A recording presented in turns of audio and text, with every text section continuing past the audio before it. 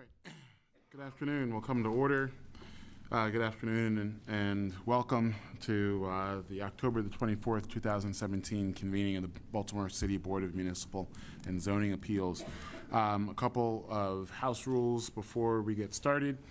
First, if you have a cell phone, a pager, or anything else that makes any kind of electronically generated audible sound, plays a chime, a ringtone, etc., we ask at a minimum that you please turn those devices to a vibrate only, if not off position. And the reason for that rule is pretty simple and straightforward. You'll note that there are a number of microphones which are arrayed around us up here, and those microphones are all very sensitive, not only for the purpose of amplification, but they're also for the purpose of recording. And cell phones, pagers, and the like going off interferes with the recording of these proceedings as well as the general conduct of these proceedings. In addition, to the extent that you need to have a conversation with someone, we ask that you please take that conversation out the double doors to your rear for the very same reason. Further, those of you who are sitting forward of the wall above you can see that there are 1, 2, 3 video cameras which are mounted on the wall behind you there, and there are 1, 2 video cameras which are mounted on the wall up here behind us. And these proceedings are being videoed. They're being streamed live on the website for the city's cable access network, as well as recorded for subsequent broadcast on the cable access network and recorded for all posterity on the city's YouTube channel. So conversations, cell phones, and the like also interfere with that process as well. You're certainly more than welcome to hang around and enjoy a civics lesson if you so choose once your case, I guess after your case is called. But if you have other things to do today, that's certainly understandable, and you can call into the zoning board office in the morning to find out how we ruled on your case. We will be voting at the end of the day, so you can stick around for that, or you can call in the morning and find out how we ruled. If you take out pen and paper, I'll read the number for the zoning board office off a couple of times. And that number is 410-396-4301. Again, that number is 410-396-4301. You will, however, need to wait until you receive the formal written notice of the outcome of your case. That should be forthcoming in about 3 to 4 weeks before you can get your permits. We ask that you please not build in the city of Baltimore, of course, without first obtaining all of your proper permits. If you haven't already done so, if you're here in opposition to any case today, we ask that you please sign in on our signing sheet, which is being held up there by Mr. Baumgartner. The signing sheet allows us to know generally which cases have opposition, but also allows us to know who needs to receive those aforementioned written notices I just referred to. In addition, if your case gets postponed today and doesn't go forward, we will need to know who you are and how to contact you to let you know when that case will be going forward. So if you're here in opposition to any case today, please do sign in on the sign-in sheet. The procedure for when the cases are called is that if you're the appellant, you'll come forward and you'll have, well, I guess you'll stand to our left or your right. The opposition, if any, will stand to our right or your left. Once everyone's up here, we'll get you all sworn in, and we'll begin with the appellant and be given the opportunity to present their side of things, respond to any questions which the board may have, present any arguments, documents, testimony, etc., in support of their positions, and generally tell the board what exactly the nature of their request is, and answer any further questions from there. Once the appellant is done, we'll then be turning to the opposition, who'll be given the opportunity to do the same. That is, present their documents, arguments, witnesses, etc., in support of whatever position that they are taking in opposition to the appellant. Once the opposition is completed, the appellant will be given the opportunity to respond to any points that were brought up by the opposition, if any, and then also give a closing statement. We won't be going back and forth, unnecessarily delaying things longer into the afternoon than is necessary. The order in which we call the cases today will generally be in the order in which they appear on our written docket, with some exception. First, we do have a number of postponements today, and these are all cases which will not be going forward. If you're here on any of these cases, please make sure that you signed in on the signing sheet so that we can let you know when the cases will be going forward, as they will not be going forward today. First case, which is being postponed, is 2017-266, 5200 Gwynn Oak Avenue. That case has been postponed. 2017-298, 5715 Hillen Road. That case as well is being postponed. 2017-328, 6727 Reisterstown Road. And last, there's one more, yes, 2017-401, 2200 Huntingdon Avenue. That case has been postponed as well. So if you're here on any of those cases, please make sure that you signed it in our signing sheet so that we can let you know when those cases will be going forward. Next are the cases which are on our consent agenda. And the consent agenda consists of cases where the zoning board staff has reviewed the files in all of these matters, and the board has concluded that we have the ability to approve these cases on the basis of the record which has been submitted at this point. All of these cases are unopposed as well. I'll call all of the consent cases together as a group. Please try to stay in the order in which you're called. But when if your case is called, please do come forward. The first person will line up here. Everyone else will line up down the dais behind them. Once everyone's up here, we'll get you all sworn in as a group. And you'll be given the opportunity, as each case is called, to add any further information to the record at that time. First case on the consent agenda is 2017-277, 2030 West Cold Spring Lane, Paul Whitley. Next is 2017-300, 536 Wellesley Street, also Paul Whitley.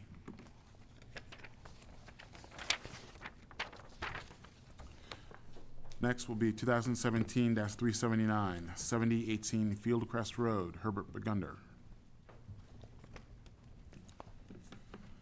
Then 2017-390, 1607 Webster Street, Jason Seeley. Next, we have a string of cases all on the 500 block of East 21st Street.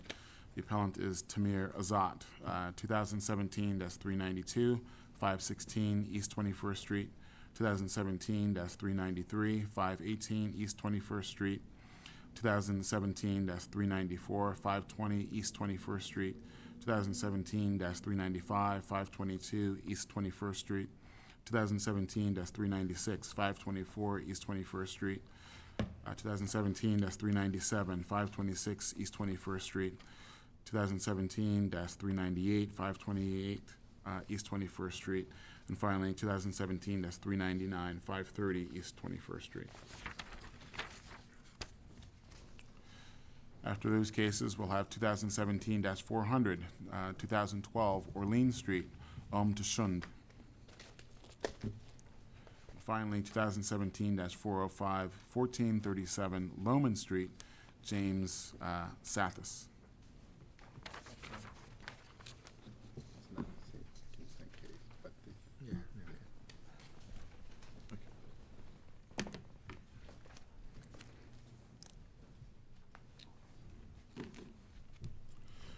Okay, is this everyone? All right. If all those intending to give testimony can raise their right hands and be sworn, please. Raise your right hand, sir. Do you swear or affirm the testimony that you're about to give in this hearing will be the truth, the whole truth, and nothing but the truth? Thank you. All right, calling the first case on the consent agenda, 2017-277, 2030 West Cold Spring Lane, Paul Whitley. Yes. Afternoon, sir. We have this as an application to construct a new 106-foot pole with 8 antennas into existing BGE electrical substation for BGE use only. Is that correct? Yes. All right. Mr. Tiso, anything for the planning board? Recommend approval subject to the 3 conditions outlined in our report. Okay. Do you want to state those for the record? I can. First, the antennas and related equipment will be painted to blend with the park hillside behind the property to ensure that they're visually obtrusive, that the panel antennas and related equipment will remain mounted as illustrated in the plans and elevations submitted to planning, and that the applicant will adequately mitigate any adverse effect as specified in the report of the Historical and Architectural Preservation Division of the Department of Planning in accordance with that report's recommendations. Okay. And Mr. Whitley, are those conditions stated by the planning department acceptable to you? Yes. All right. And is there anything further at this time that you would like to add to supplement the record in your case? I do have a few things I'd like to add to the file. Jennifer Bussey, Whiteford, Taylor, and Preston here on behalf of the property owner and applicant. Okay. Yes, if I could add, this is for the Cold Spring one, correct? Correct. Okay. This is 2030 West Cold Spring Lane. Just two documents. All right. Thank you, Ms. Bussey.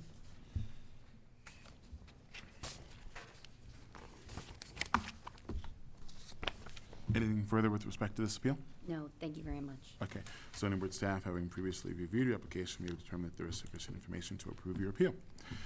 Calling the next case, 2017-300, 536 Wellesley Street, also Paul Whitley. And Mr. Whitley, we have this appeal described as an application to construct a new 106-foot pole with 8 antennas into existing BGE electrical substation for BGE use only. Is that correct? Yes. All right. And Mr. Tiso, anything from the planning department with respect to this appeal? Yes, sir. Recommend approval subject to 3 conditions. Number 1, that the antennas and related equipment will be painted to ensure that they're visually unobtrusive, that the panel antennas and related equipment will remain mounted as illustrated in the plans and elevations submitted to planning, and that the applicant will adequately mitigate any adverse effect as specified in the report of the Historical and Architectural Preservation Division of the Department of Planning in accordance with that report's recommendations. Okay. And Mr. Whitley, are those conditions acceptable to you? Yes. All right.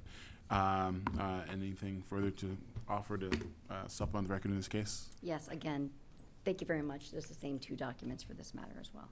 All right. Thank you, Ms. Bussey. Anything further at this time? Thank you very much. Okay.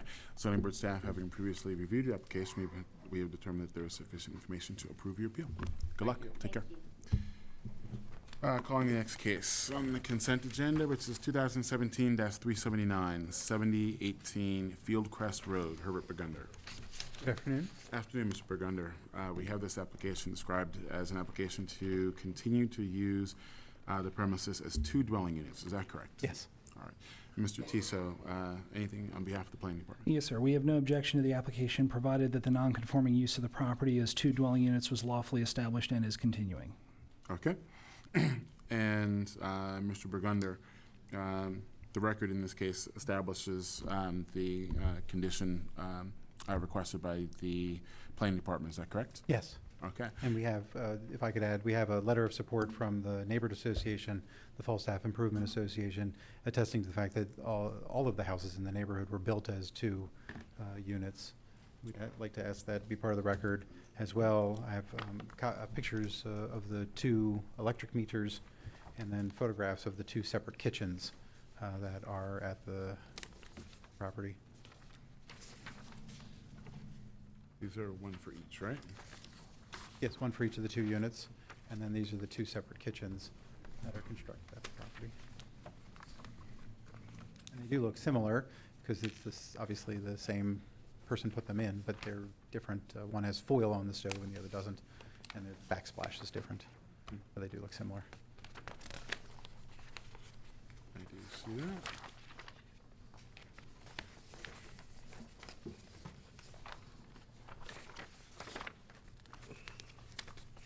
All right.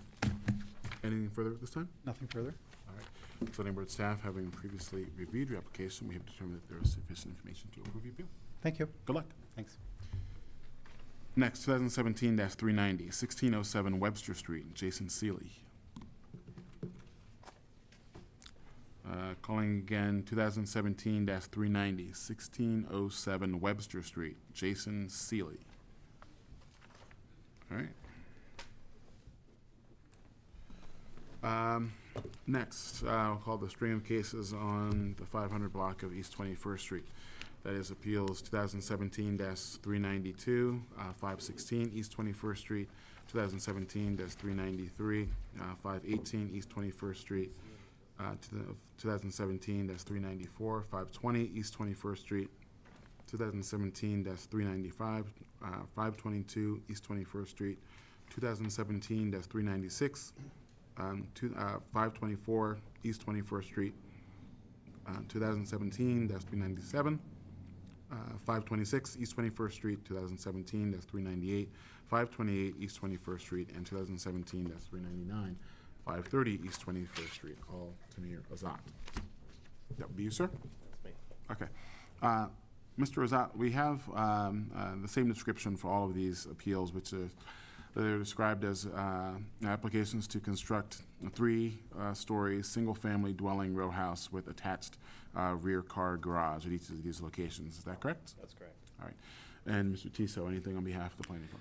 We recommend approval for all 8 of the cases, subject to the condition that all improvements are completed in accordance with the site plan and development plan approved by the Department of Planning. Okay. And Mr. Azat, are you amenable to that condition specified by the Department of Planning? I am. All right. And is there anything further you would like to add to supplement the record at this time? No, I do not. Okay. Zoning board staff, having previously reviewed your application, we have determined that there is sufficient information to approve your appeals. Good luck. Next, 2017-400, 2012 Orleans Street, Umtschund. Afternoon, sir. We have this as an application to construct a rooftop deck with a penthouse at this location. Is that correct? Yes. Mr. Tiso, anything on behalf of the planning board? No, sir. Okay. And Mr. Schund, anything further you would like to add to supplement the record in your case? Thank you. Okay. Zoning board staff, having previously reviewed your application, we have determined that there is sufficient information to approve the appeal. Good luck. It's going to be 40 feet high. Okay. I think Thank you. that's what we've got, but all right. Thank you. Next, 2017-405, 1437 Loman Street, James Sathis.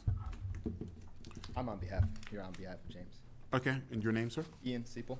All right, and Mr. Seipel, we have this described as an application to construct a 2-story rear addition with new 3rd floor with rooftop deck at this location. Is that correct? That is accurate, yes. Okay. And Mr. Tiso, anything on behalf of the planning department? No, sir. All right. And Mr. Seipel, anything further you'd like to add to supplement the record in your case? No, thank you. All right. Zoning board staff, having previously reviewed your application, we have determined that there is sufficient information to approve your appeal. Good luck. Thanks.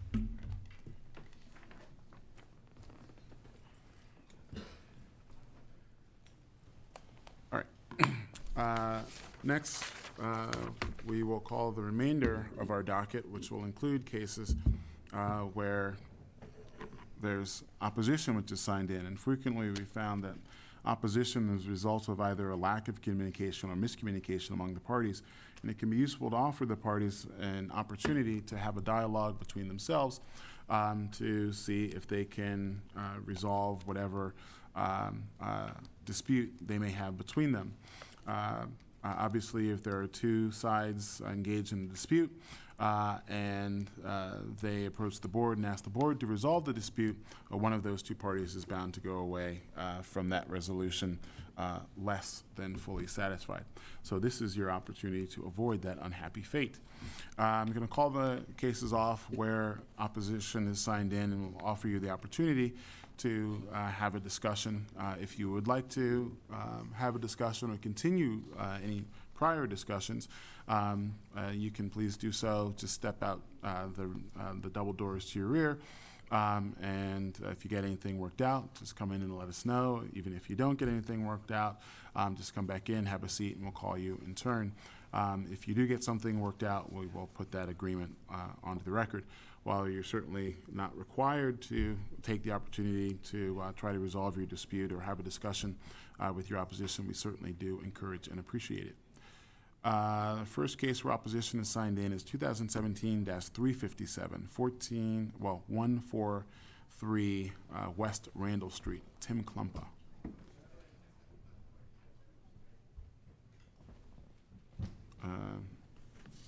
Maybe they're outside already.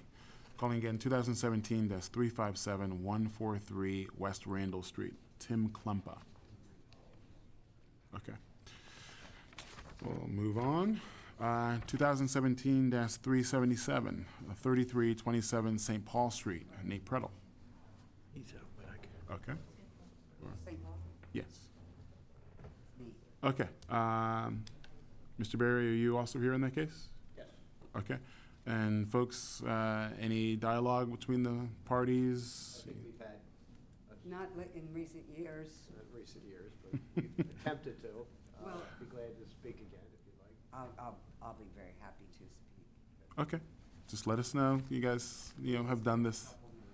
You've done this before, so if you get anything worked out, just let us know. We'll keep our fingers crossed.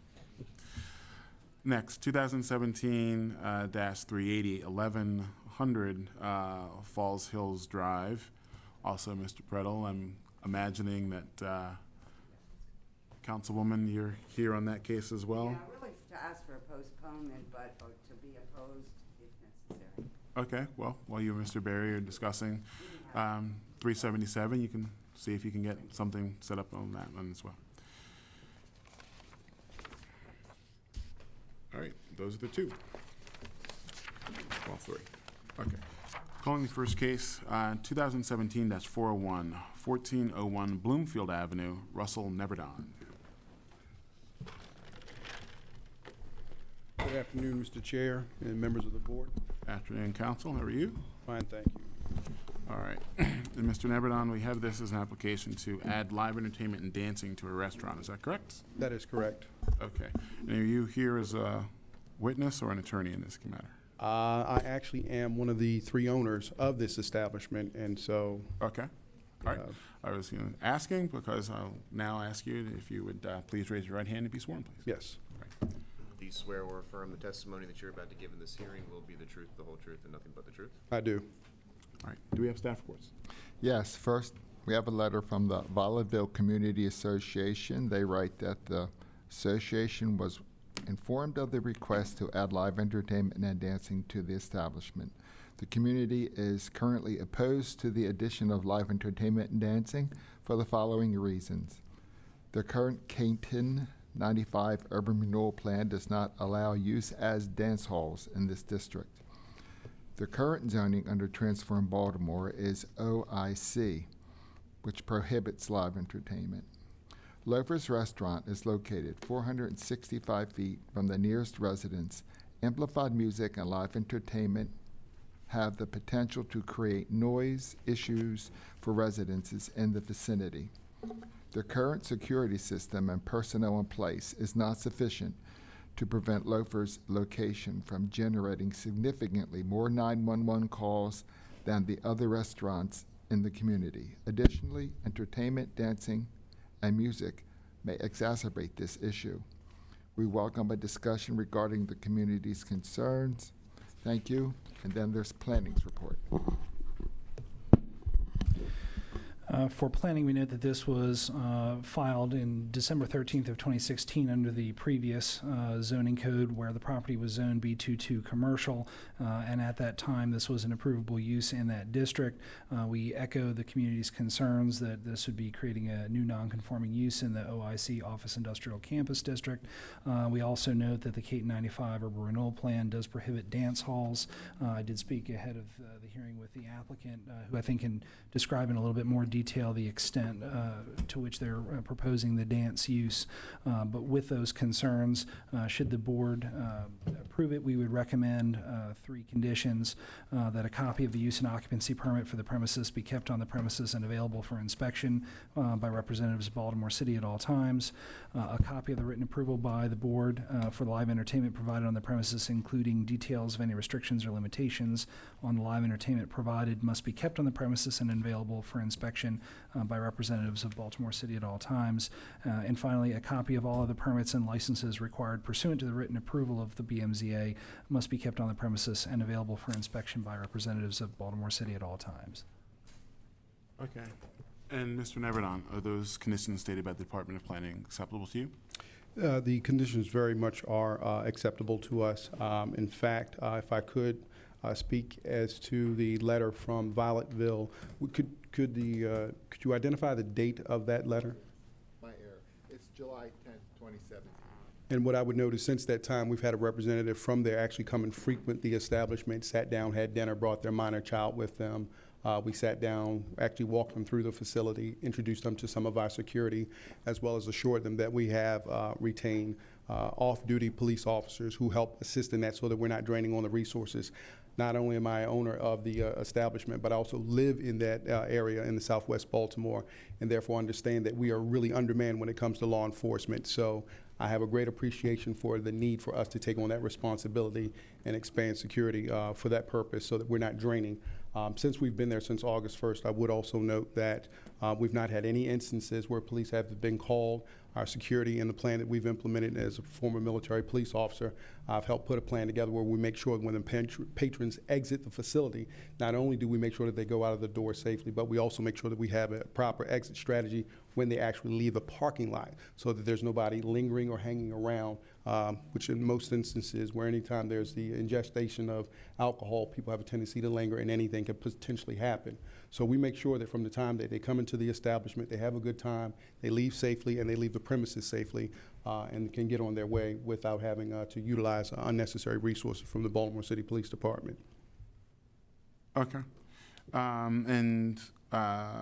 Tiso, this is a appeal to be heard under the prior zoning code, correct? Yes. Okay. All right. Mr. Neverdon, why don't you tell us what is being proposed here, and specifically if you can also include in your discussion the dancing portion and the previously expressed concern regarding dance hall use. Okay. Well, I think it's best to start from the end, which is the dance hall use first. The facility is set up in such a way that the area that we're talking about for the purposes of dancing would accommodate probably 12 by 22 square feet. 12 by 22 feet, which is a very small space compared to the overall dimensions of the facility in and of itself on that floor. It represents probably 1/10 of the space that's available. Because our hours of operation start from 10 a.m. up until 2 a.m., the only time that dance floor is available would happen after 9 p.m., if at all, and that would only be on a designated night. So what we're talking about as far as from the traditional sense of a dance hall, it's not that type of an establishment. More importantly, it is secondary to our primary function, which is the preparation of food and beverages, which we deal with. Right now, our menu has expanded, so we're now including brunches on the weekend, Saturday and Sunday, and we also are doing an earlier, if you will, early lunch that now has extended from 11 a.m. all the way up until probably around 3 o'clock, and then the menu changes over to dinner. Between those hours of 10 a.m. up until 9 p.m., there's no dancing whatsoever. In fact, there's no DJ, there's no one who's performing or providing any music other than what's on an electronic board where somebody can just pre-select what music that they want to hear. But at that time of the day, most of the time, because of the theme of the establishment, which is a sports bar, with our 60 televisions, you're looking at anywhere from golf to soccer to football to basketball, reruns of NFL package, et cetera, that are strewn out about throughout the entire premises. So when you're talking about just the dance portion of it, it is probably, as I said before, represents probably 1/10 of the space that would be utilized. And with respect to the music that is there, the equipment in and of itself is self-contained, so all the speakers aim towards the interior of the facility itself, so there's no sound that actually projects outward. When you come into the establishment, there are 2 vestibules, one for an emergency exit to the far left, and one as you immediately come in right off of Bloomfield. Those vestibules have a double set of doors that you enter into, and so therefore, at best, any sound that would protrude would only extend only into that particular area, which is the vestibule. Mm-hmm. With respect to saying the Violetville community had identified that there was a neighbor. I think if you look at the aerial, you'll see just from a scale, the closest thing to us are all industrial areas. So we have a lot of patrons who come from St. Agnes Hospital. They come from the UPS. They come from the gas station. They come from a lot of the other local establishments, and they come and they frequent that. So there's quite a distance between us and the actual residential portion that's there where you would actually, that sound would carry. But again, because of the speaker system and the way that we have it designed, it is aimed into the actual galley. If you look at one of the functions that show almost like the center, where it looks like a, you should have that in your packet. It has it in the inner circle. All the speakers are aimed in that direction because we have two large screen televisions that project on opposite sides. So at any event that anyone would be looking at a major, say a Super Bowl, et cetera, that sound is projected inside so that people can hear what's going on and not carry outside the premises itself. You said that the live entertainment would be from what hours? The live entertainment would be from 9 p.m. to about midnight. That way, that allows us enough time for. And when I say live entertainment, I'm talking about if a comedian wanted to perform, or if a jazz band, no more than maybe 4 persons at most, wanted to perform. That allows them to come in, set up, perform, and then from that 12 to 1 o'clock time, we stop serving food at a certain time to give them an opportunity to clear that area out. Get prepped, because the next day we're open 7 days a week. So we want to make sure that we have enough time to transition, get things cleaned up, and have everybody cash out their tills, make sure all the patrons are escorted, do our count of our alcohol, our food, et cetera, make sure we do go through our sanitation, all restrooms are cleaned. So on a regular basis, every floor is swept, every table is wiped down, and then we go back behind that once everybody leaves and go back with a very potent cleaning. I'm a germaphobe, so for me it's very, very important, because I know when I go and I sit down at a restaurant, the last thing I want is somebody's gook or sticky touching me. So I make sure we go back behind that again, and then we do another light wipe down first thing in the morning. So I told them a good time to do a thorough cleaning is about an hour, hour and a half, if we're really going to be a good, hygienic establishment where people are going to want to be able to come. And so at about midnight, any live entertainment would cease, and we would then go on. As far as any music that would be playing or anybody who's dancing, by that point in time, if that even occurred, they would know, look, here it is, last call. We want to make sure that everybody had a good time, but at this point, we need you to start corralling outside of the premises just so that we can make sure we get them out. Okay. And I had asked about the times because in your application it says 8 to 1:30. So I guess we'll be amending that. 8 to 1:30. Let me take a look real quick. Sure. That's item number 16. Okay, 16. We have our 10 to 1:30, our total hours of operation, and 8. No, those hours would change. That would be, I would actually, to be on the safe side, I would say probably 9 to 1. We need that hour to clean up. A half hour is not going to do it. All right, so is that 9 to 12? That would be 9 to 1. 9 to 1. 9 to 1. Okay. All right, anything further?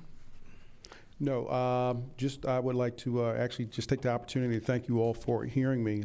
With respect to the OIC, and I think has already been noted, but I just wanted to make sure that the record was replete with enough information that this application predates the Transform Baltimore, which took effect as of June of this year, and I think Baltimore City voted on it under 16581 in December of 16. So the application had been submitted, had gotten some adverse feedback prior to us taking over, and then it just kind of lay dormant. And I would like to thank the investigators who actually looked at this and gave consideration, because the recommendation, that was the first time I'm hearing that we're pretty much on the same accord, except for the dance hall piece. But I can say that again, I don't think that we fit under the category of a dance hall, given that our primary use with food and beverage, and more important, the limitations as to the amount of time and space that would actually be utilized for that purpose. Okay, and the primary use here is as a restaurant, correct? As a restaurant. Okay, and you're familiar with the requirements for operating as a restaurant? Yes, I am. And I'll share in all transparency, as a former appeals counsel for the Liquor Board for Baltimore City, I've dealt with a lot of restaurants and bars, et cetera. So I also understand and appreciate the importance of responsible ownership when it comes to having an establishment that deals with alcohol, your responsibility to the patrons, making sure that you are in compliance when it comes to fire safety, et cetera. So I'm very much aware of that, and it's something that I strenuously emphasize with respect to our employees. Okay. Thank you. Do you have any kind of relationship with the proprietor of the hotel? Actually, we are working on that. That's one of the things that it's been a little bit costly with us, but we make sure that our security staff, they stand outside and they're moving slowly closer towards that area because we know the history that's been going on there. We've asked them to partner up with us, light up that area a little bit more because there is a easeway, if you will, a little slight hill. There's not adequate lighting, so we've added more lights there, but we're asking him to join us by putting more lights, keeping that area well lit.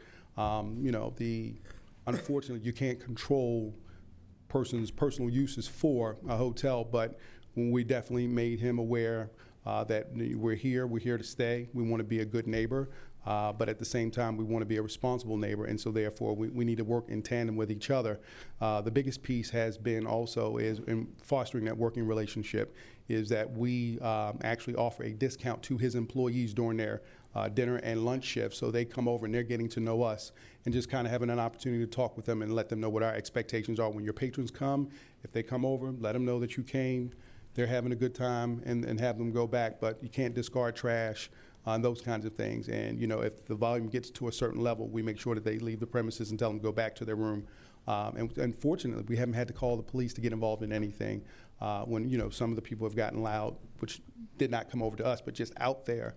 But just being able to say something to them has just made all the difference in the world. Any questions? All right, thank you very much. Thank you.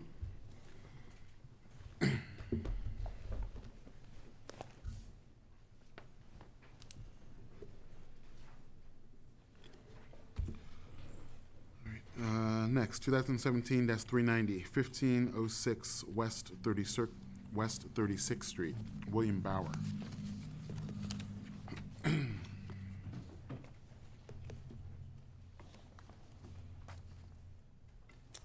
Good afternoon. Good afternoon. All right. This isn't that one. Oh, yes, it is. All right, Mr. Bauer, we have this as an application to convert a portion of the existing first-floor grocery store to include a restaurant with outdoor dining and accessory catering. Is that correct? Absolutely.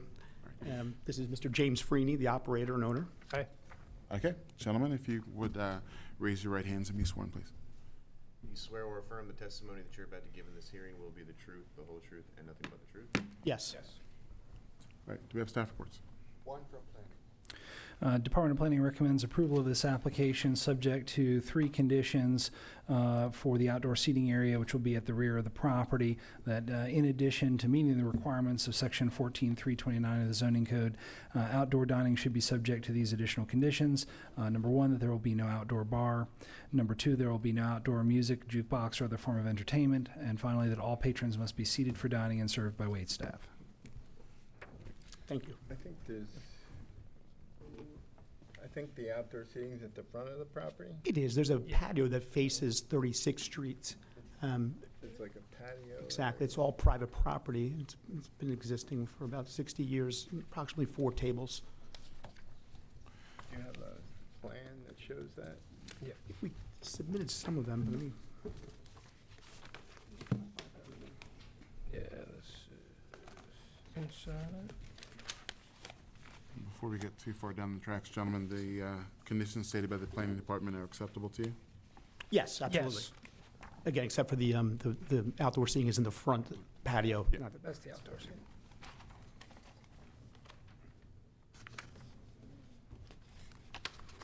Because that's the front door on the sidewalk.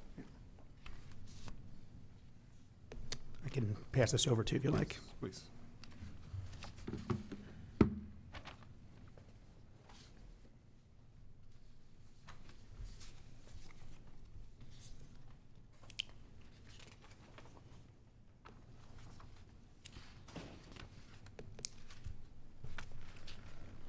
And Mr. Tiso, is the planning department satisfied regarding the location of the patio and the outdoor seating area? Yes.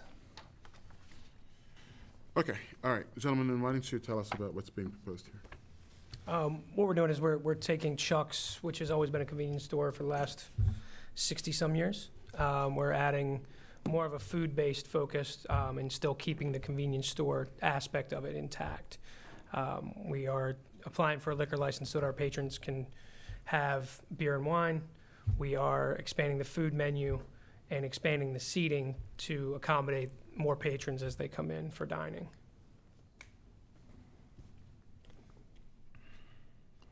Just looking over here. Oh, yes, okay.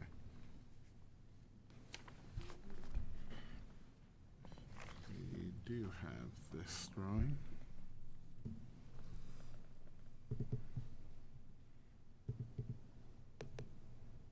It looks a little different.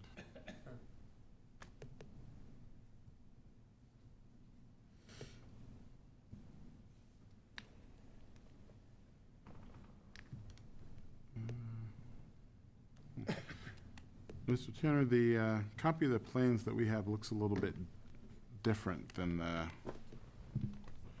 We uploaded a more professional copy later in the process between the postponement and the, when our last hearing was canceled. We had a guy come in and do the measurements and do it a little more professionally. Okay. Satisfy some regular. I think this is the latest version. Yeah, I was going to say, we've got... Right, that one have the dimensions on it. Yes, exactly. All right, and we also have this handwritten drawing. I'm just trying to get clear. This is what you're going with?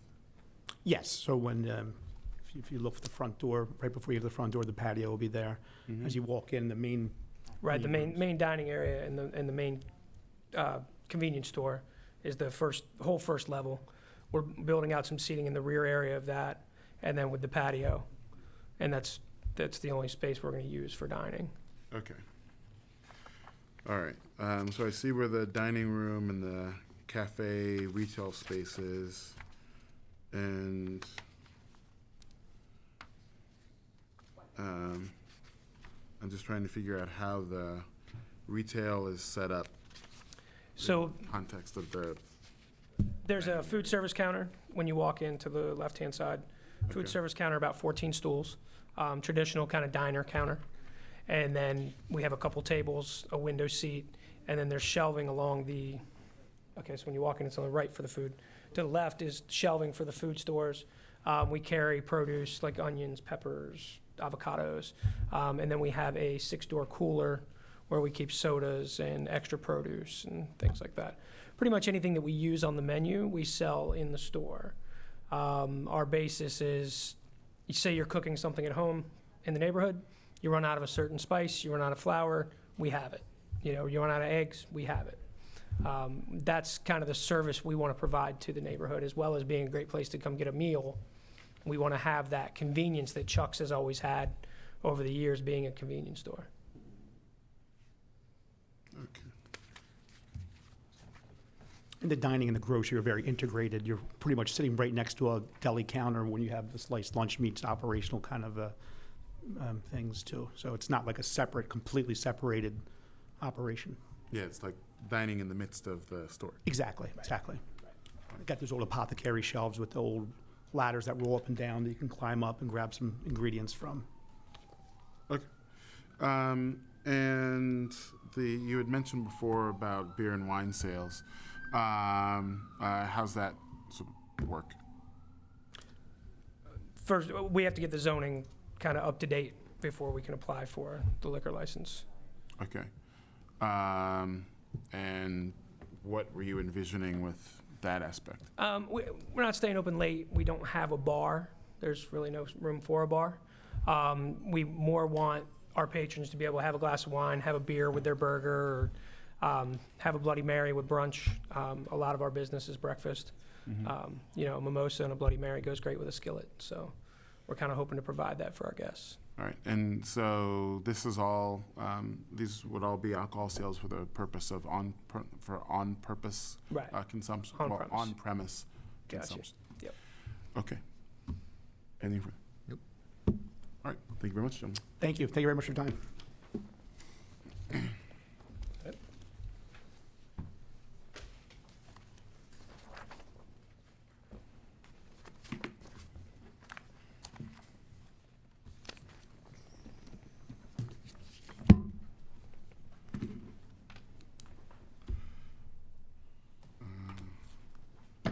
if this is here again.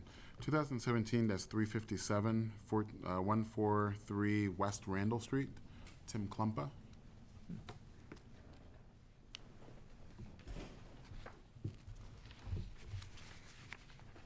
All right. Mr. Prettle, now we had someone, I guess, who had signed in opposition to this. Okay, and ma'am, if you would, please come up. You can stand right there next to that microphone. I promise Mr. Prettle doesn't bite. At least I don't think he does. Okay, you folks were out in the hall, I guess, discussing this case earlier? Yes, I believe we have an agreement to an extent, but I think Ms. Rich would like to say a few words once we get into... Okay. All right, and Mr. Prettle, we have this described as an application to construct a new 4-story single-family row home with rooftop deck, is that correct? It was, and there's some changes that I'll briefly describe. Okay. If all those intending to give testimony in this case will raise their right hands and be sworn.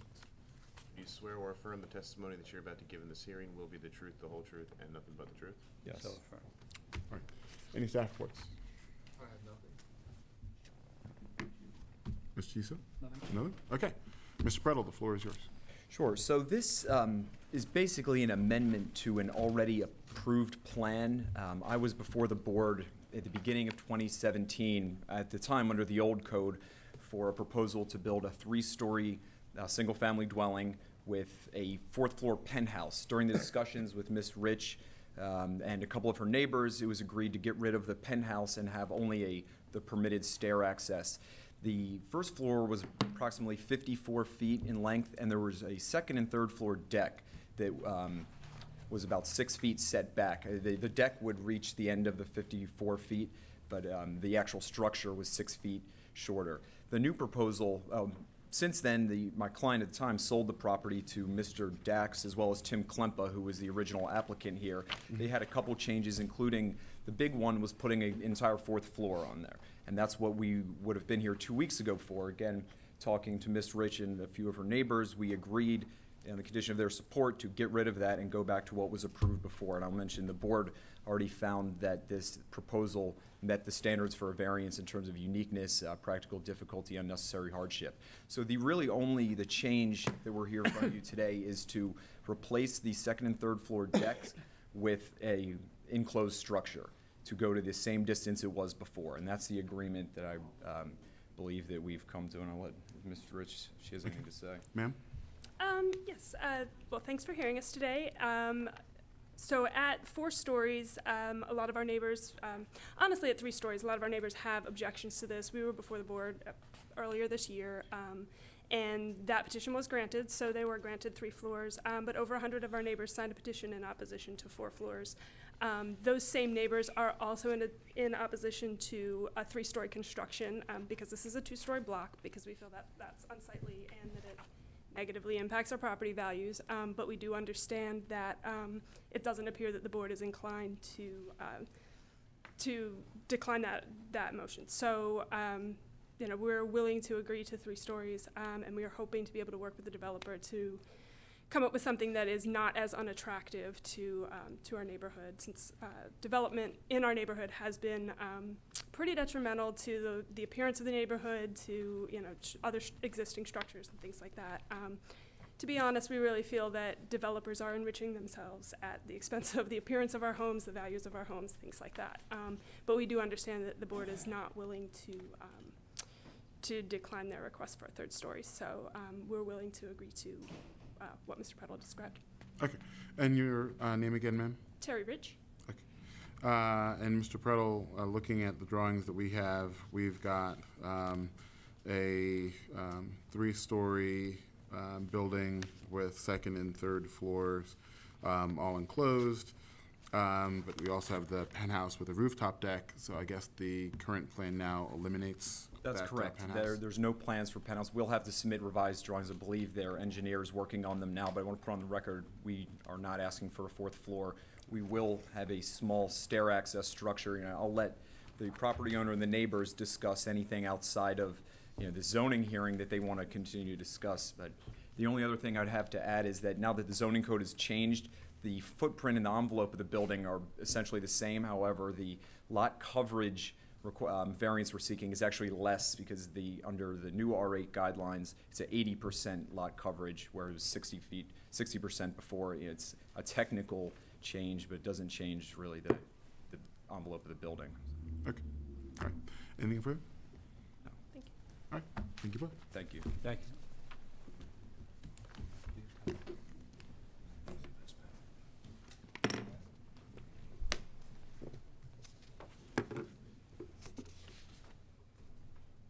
I think we have a request for postponement coming up.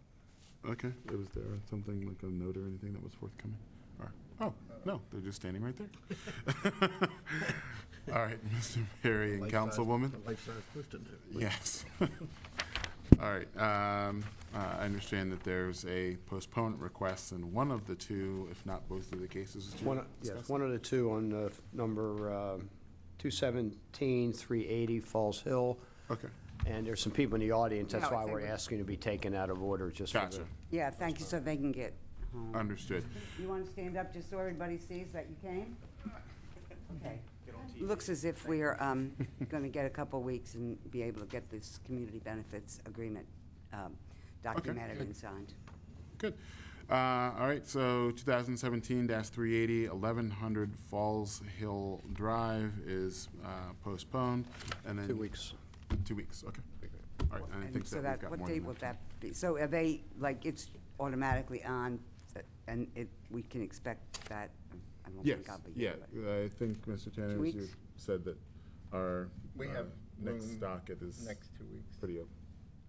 And we hope to get the benefit agreement signed by 3 associations. It's been difficult to coordinate that, but we hear from the councilwoman and the members of the community that that should be accomplished.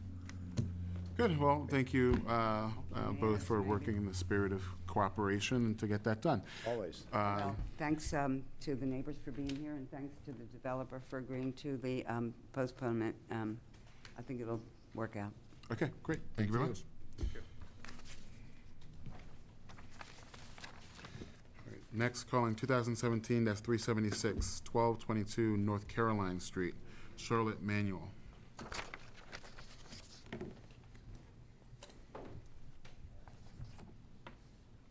Afternoon, ma'am. You are Miss Manuel? Yes.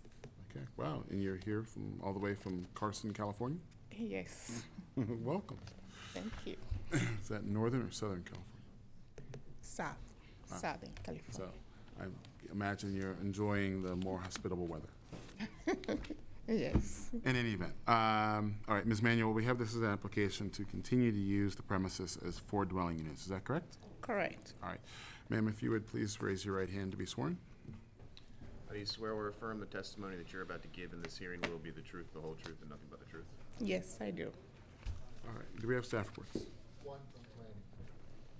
We understand that 3 dwelling units were approved for this property by the board in their case in December 11th of 2007, and is a request now for a 4th unit. Unfortunately, we have to recommend disapproval of the application because even the underlying zoning requirements, the property would not meet the lot area requirement. But in this case, the property is located within the Oliver Urban Renewal Plan area, which has an increased lot area requirement of 1,100 square feet per dwelling unit, further aggravating that condition. And the property only contains 1,711 square feet. And for that reason, we have to recommend disapproval. Thank you. Okay. Ms. Manuel, I guess this is the bad part of your trip. But I guess, do you understand everything that the Department of Planning or their representative just said? Yes, I do. Because, when I bought the property, they had a small area, which they had a kitchen and everything. So it was already set up as a 4 unit, not until I went to get the occupancy permit, and they told me that it's only for 3 units. And I had wanted to keep that small room for myself when I come here for visits. And also I have a daughter that's actually bought it for her that we can spend the nights, or when we come for a visit, we'll stay there. So, I don't know why they will reject it, because most of the apartment there, they are like, even they had one that has like 5 units. And I guess where your property falls is that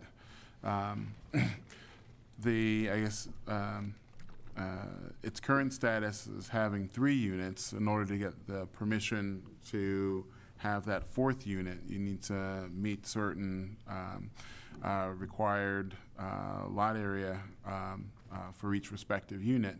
But your property unfortunately doesn't meet that requirement, and as pointed out by the Department of Planning, there's a urban renewal ordinance that actually has a increased requirement over and above that set out in the zoning code. So with that urban renewal ordinance in place, and that increased requirement that you're not able to meet, the board's hands at that point are pretty well tied. The urban renewal ordinance is put in place after a sort of a lengthy community-involved process, and so it's largely a reflection of the desires of the community and what the community would like to see. I would imagine, given that the requirement is over and above what's set out in the zoning code, the community in this area wants to try to limit these, the ability for property owners to have these kinds of conversions. But at this point, the board really doesn't have much ability to give you what you're seeking. Okay, so what do I do? What do I need to do? Just keep it as the 3 units for now. That's correct. I think that that's pretty much the only thing you can do. Okay, that's fine. Okay, right. Thank you. Thank you. Thank you. Thanks.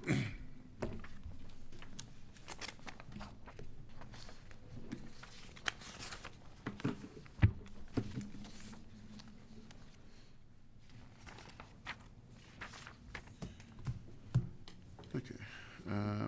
Let's skip a little bit. 2017-388, 3512 Hamilton Avenue, Catherine Uteg.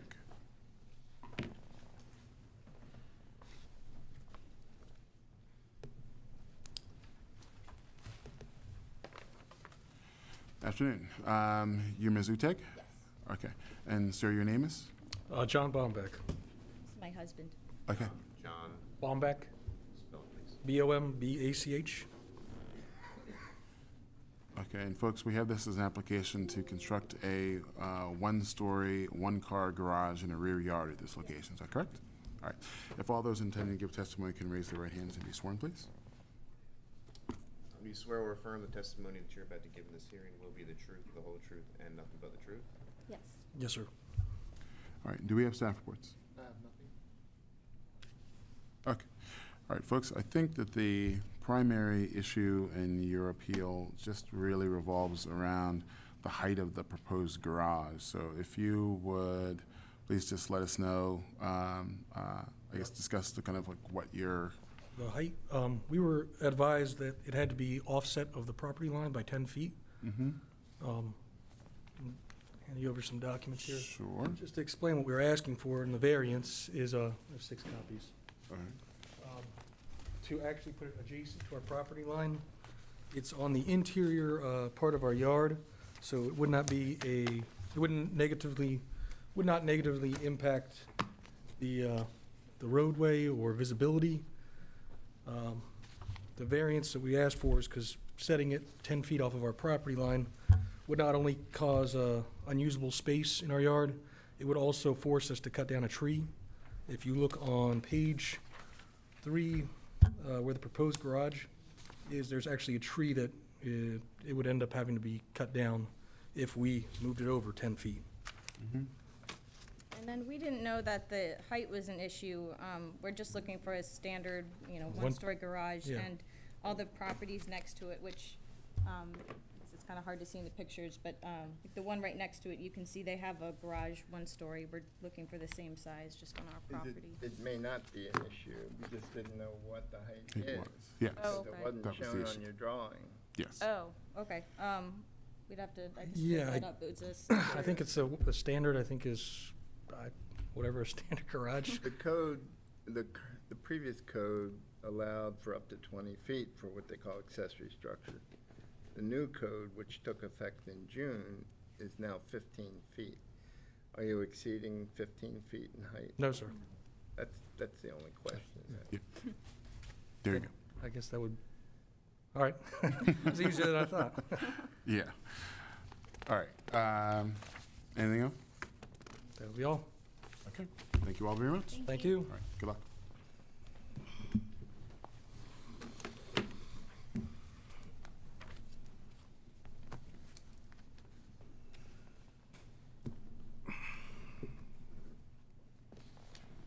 All right. 2017-391, 6320 Reisterstown Road, Benam Holian.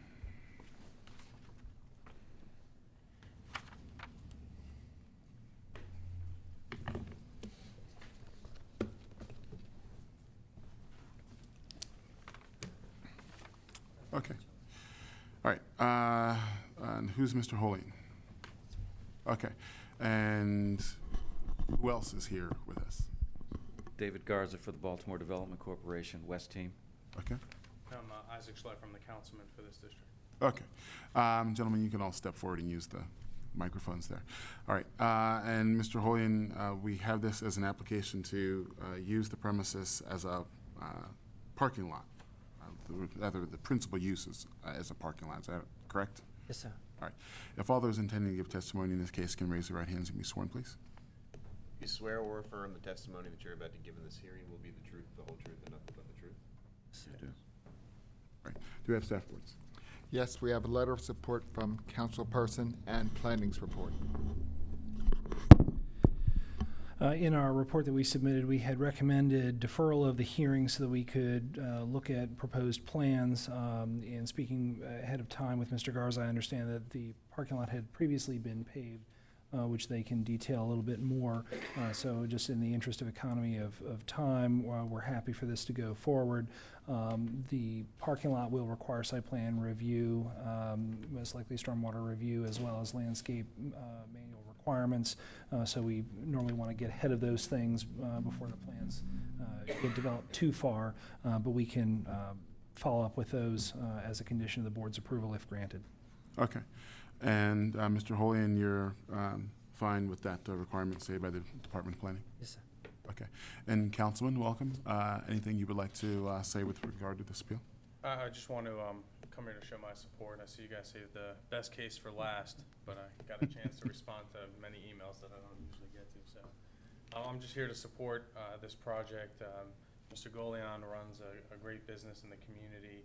He works a lot with a lot of the community groups. Not only is he a locksmith, he also provides security services. So security cameras, I know he's been very helpful to the police department for a lot of issues that have occurred in the district. So he's doing a good business there, and he's hiring a lot of local young people as well. So anything that the city can do to assist him, I think, would be very helpful for us to do so. We'll certainly try to do our best. All right, Mr. Holian, why don't you tell us a bit about what you're proposing here? Well, the parking lot that we have over there is just like attached to the building. That's how I get the building. It's just, I didn't even know that I had to do this. It was just there. It's just basically people come there for not even more than 5 to 10 minutes to spend, just cut their keys.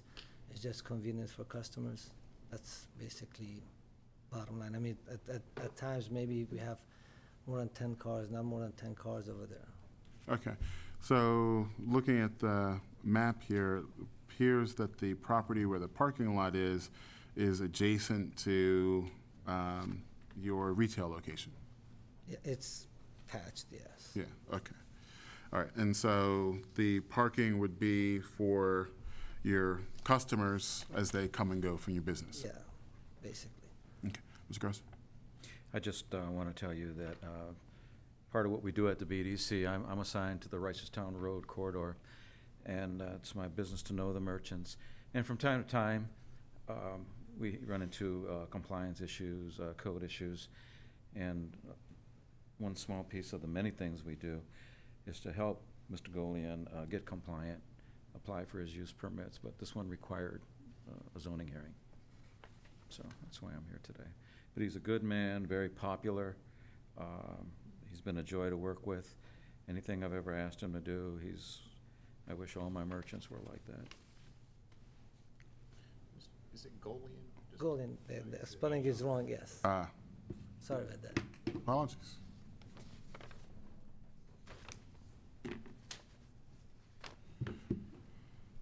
Okay.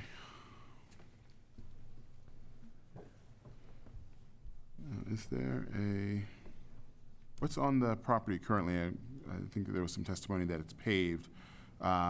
Any improvements on it other than that? No, it's just basic. What it was, I didn't invest so much into it because I didn't need to. It was just the way it was. We just park cars there as customers come, actually. Sometimes, they feel like this is not our own parking lot, but I tell them, no, go ahead and use it, so it'll be convenient for them. Okay. And it looks like there's some kind of a structure that's in the back? That was there previously. Because, okay, what's that? Before we got this building used to be a tool rental place. So whatever was there, that was there. So it was a tool rental. They used to keep sand and stuff like that because they used to make concrete. So they used to keep their sand and whatever else they need to make concrete. That's how I get the building. Okay. And is that structure still there? Yes. All right. It's far back. It's just like far back. It doesn't even bother the cars. Yeah, it looks like it's like either on the property line or adjacent to the building there. I don't know what picture you're looking at. Let's see.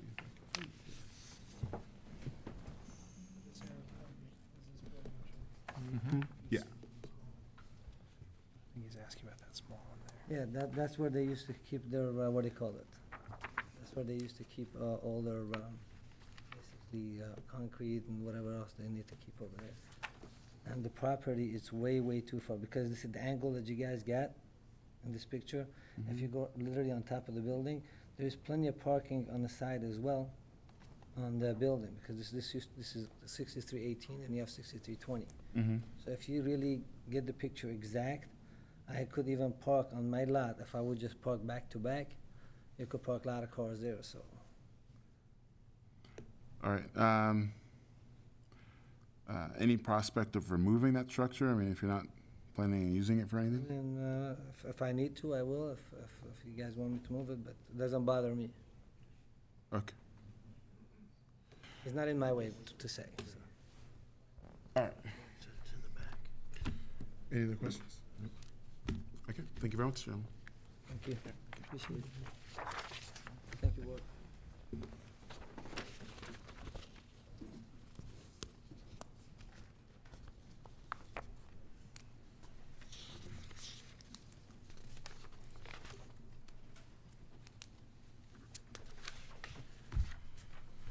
Okay, I think the last two. Preto or Nate Preto? Yes. Or Alberry, as it were. Or Alberry. 2017-377, 3327 St. Paul Street.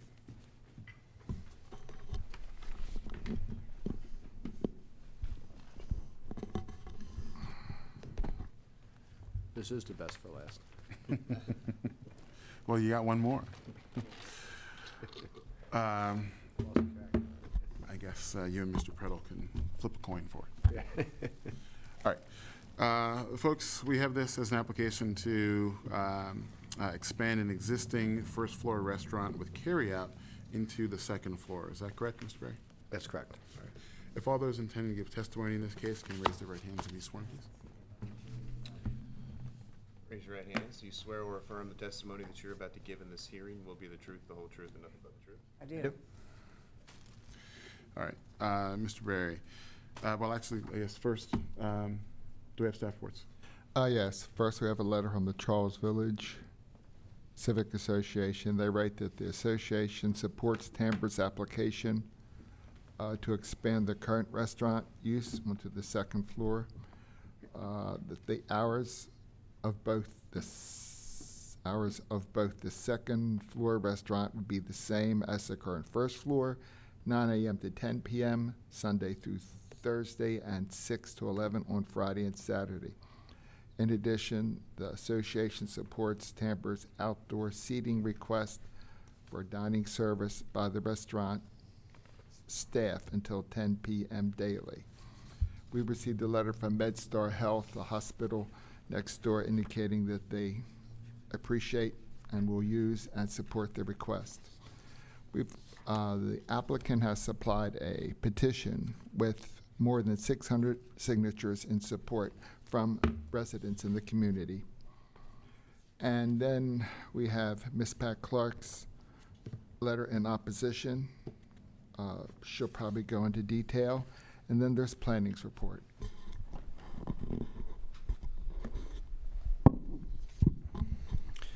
So this is a request for a neighborhood commercial establishment which can be approved by the board, and our only concern has to do with parking for neighborhood commercial establishments and the use standards in 14328E.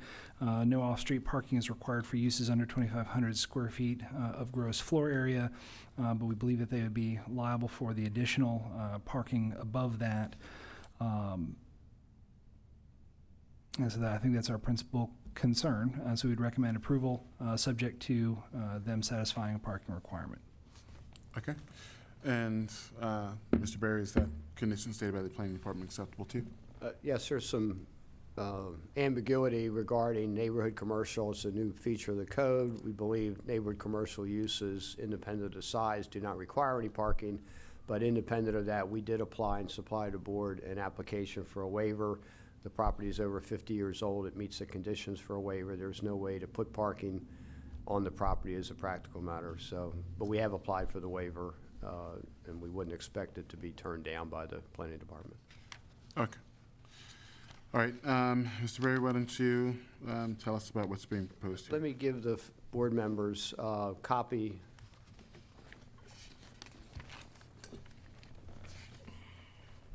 of a letter I previously provided to Councilwoman Clark as well, which goes into the history of this. And this has been before the board multiple times with approvals and disapprovals. But the most important part to remember is the various approvals, which in my opinion and testimony will argue that this is absolutely a neighborhood commercial use that needs to be established by the zoning board. The property, going back to 1931, one of the properties was a grocery store and received approvals in various years, as I outlined, ultimately to expand the kitchen into the neighboring property and the restaurant into the neighboring property. If you look at a photograph, which is in your package, you'll see the renovation of the building, which for all intents and purposes is a commercial building. There's a restaurant which is operated on the first floor by the applicant, who's with me to my right, for 25 years without any complaint. And the proposal is to allow an expansion of the restaurant into the second floor, the same operator, the same hours, and you will hear from Councilwoman Clark a several-year history when the second floor was illegally used by a third party who rented from the applicant. And that became a nightclub. It was unfortunate. Union Memorial Hospital and myself actually opposed that and helped to get it removed, along with Councilwoman Clark in the neighborhood. But that's not what we're here for today. We're here today for a successful 25-year restaurant in Charles Village. That's a family restaurant. I just give for the board's files. Certainly you can pass it around. This is a full-service family restaurant. It's one of the few places in the neighborhood that actually is oriented. It has a children's menu. The 600-plus petitions that we just received in the last few weeks, I think, is testimony to the operation, and he needs to expand. Also in your folder is a picture of the second floor, which he did get a permit for, to renovate that second floor into one open space. The two properties are indistinguishable. and we believe fits the definition of neighborhood commercial. And as neighborhood commercial, the zoning board has the authority to approve the expansion into the second floor and establish it as a neighborhood commercial use. I think it's worth noting the context of what we're talking about. This is a block that I actually, in the neighborhood association, recommended for mixed-use development going back to the Charles Village Master Plan back in 1996 or 97. And what became of that master plan initially was a plan unit development for the 3300 block and 3200 blocks, 3100 blocks at St. Paul Street, that if you've driven down there by the Hopkins campus, you know has been marked by a tremendous redevelopment of mixed-use buildings with retail on the first floor. This particular block, while it's residentially zoned, it was proposed for rezoning by the neighborhood and the owner to a C1 in keeping with that commercial development to the south. This block is surrounded on two sides by Union Memorial Hospital, which has already supported this, and it's across the street from Hopkins' new dormitory and a hotel, and there isn't probably a better example of how a neighborhood commercial use would have no impact on residents. And we actually have a petition, a separate petition, which I'll give you, from the residents of the block of where Tambers is located in favor of this proposal. So I would ask that the board, under a conditional use, and our arguments are in there, meets the standards for this. The history is a history. It goes back, I'm sure you're going to hear a lot of it from Councilwoman Clark. It's the past. He was not the operator. He may have been the owner, but we would think that the board, putting the conditions, allowing the second floor to be used as an expansion of the restaurant with the same hours. Her letter suggested it not become a bar. And frankly, the first floor restaurant has 6 or 7 seats at a service bar. The second floor, the initial plans would have 10 or 11 seats out of 100 seats potentially. So it's hardly a nightclub or bar that's being proposed. You're going to hear from Sandy Sparks of the Charles Village Civic Association that we are in the midst of negotiating an agreement, which would be part of a liquor board application if the board chooses to approve it today, as I hope you would. I think maybe, yes, these are petitions signed by the residents and owners of that same block of St. Paul Street. In addition, these are in addition to the 600+ signatures that the board staff has.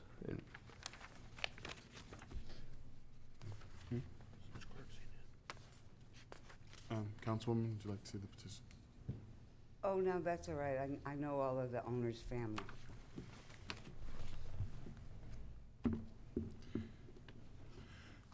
Okay. Anything further, Mr. Bray? Oh, just from the Sandy Sparks. Sure, ma'am. Hello, I'm Sandy Sparks. You can adjust the microphone if you would like. Thank you. Up until 2 weeks ago, I was the president of the Charles Village Civic Association. I continue as the chairperson of the Charles Village Land Use Committee. And so in that role, I'm here today. We went through the usual routine of having presentation to the committee, learning about the plans, the expansion, and heard no objection when we had the board approve the letter. It was approved unanimously. I heard no objections to the expansion of Tambers to the second floor. If you go to that restaurant, you frequently see families with children, which is not the case for many restaurants. They welcome children. I also know that Union Memorial are eager to be able to have the use of the second floor, which would become a space for more social occasions, parties, etc. So I see this is a very positive move for the block. I also chair the North Charles Village PUD Design Review Committee, so have a great deal of history of all the development in the area. And I see no way in which this is not an attractive addition to the vibrancy of the neighborhood. Thank you, Ms. Marks. Mr. Berry, anything further? Not unless there's an opportunity to respond to questions or what Councilman Clark provides. Okay. Councilwoman? Thank you. I'm handing out, here's one for you. I didn't get your letter, but this is for members of the board and for Mr. Tanner. It's a, I'll tell you what it is. Sure.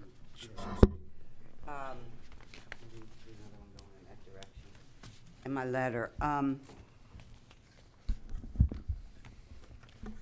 What is in the folder is the resolution of September 28th, 2007 by this board regarding Appeal 738-07. That was the appeal the last time that this restaurant appealed to use the second floor. And the opinion also includes a summary of the history, a detailed summary of the history of the back and forths of zoning board and permits of this location since 1931, actually.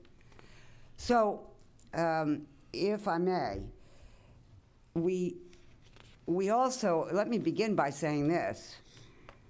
This restaurant, which I've had no complaints about on the first floor of this double house, had children coming and was a nice family place.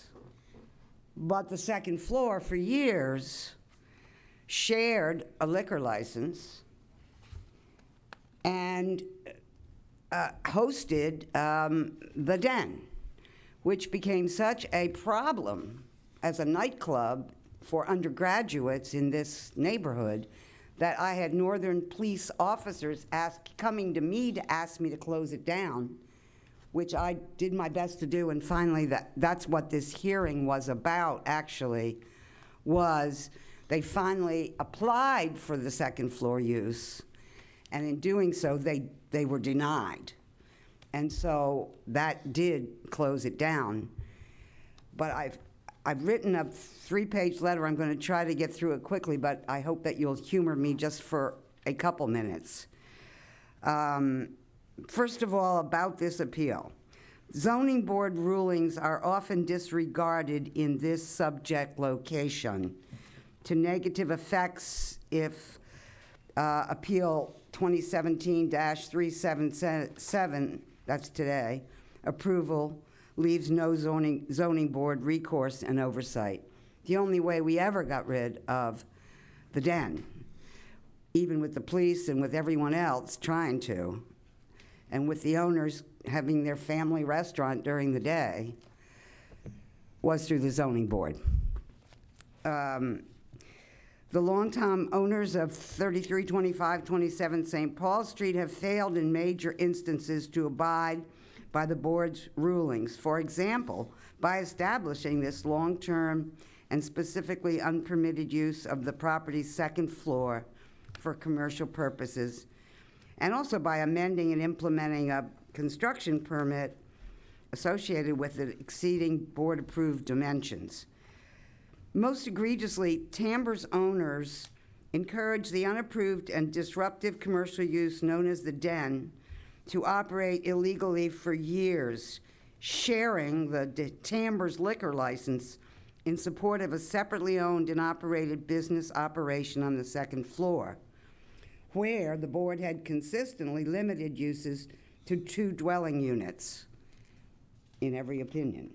The Den establishment generated community protests. I've already told you about that.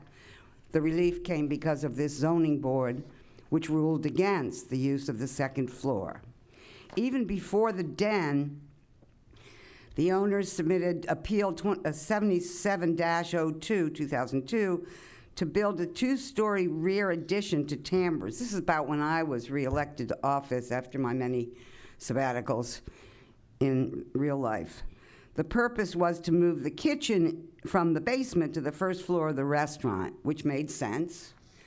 But to summarize a long story short, in the field, the permit that was issued doubled the width of the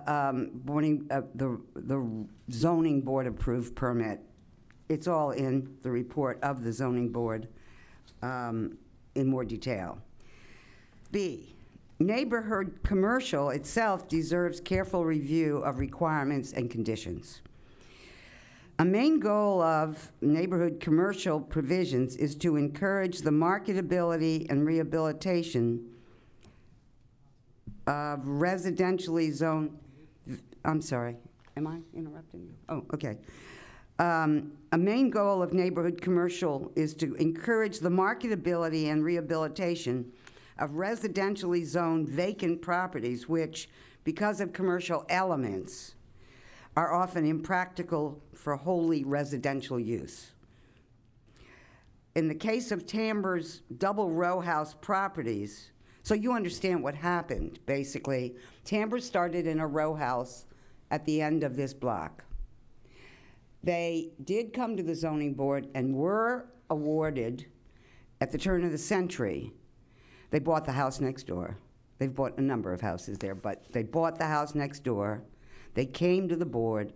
They asked to be able to extend their restaurant to both sides of the first floor. That actually was a 99% expansion, and I don't know how it happened, because it was limited to 25% non-conforming use expansion at the time, but they got it. They got it, and so they operate there and have ever since in those double first floors.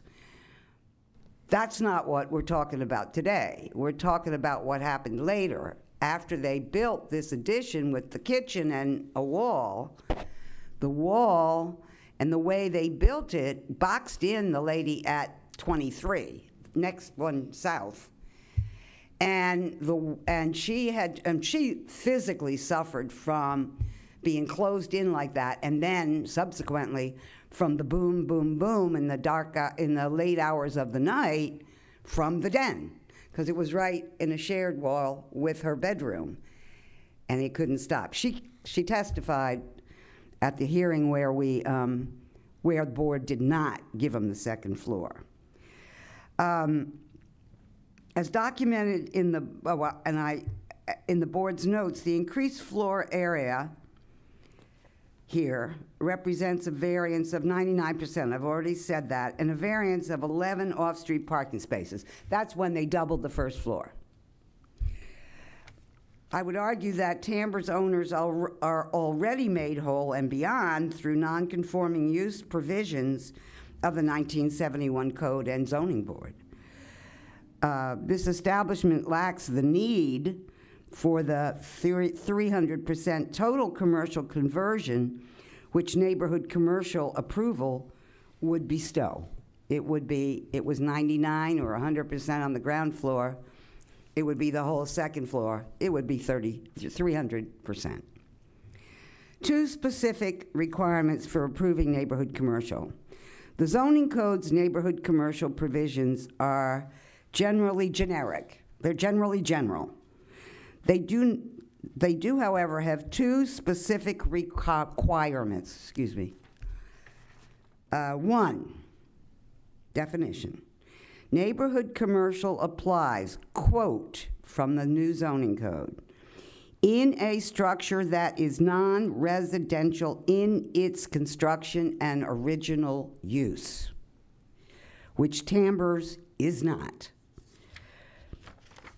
In 1932, as my colleague has indicated, the zoning board approved an appeal to allow 3327, this is the original corner building, to, quote, alter a one-story portion of building for store purposes.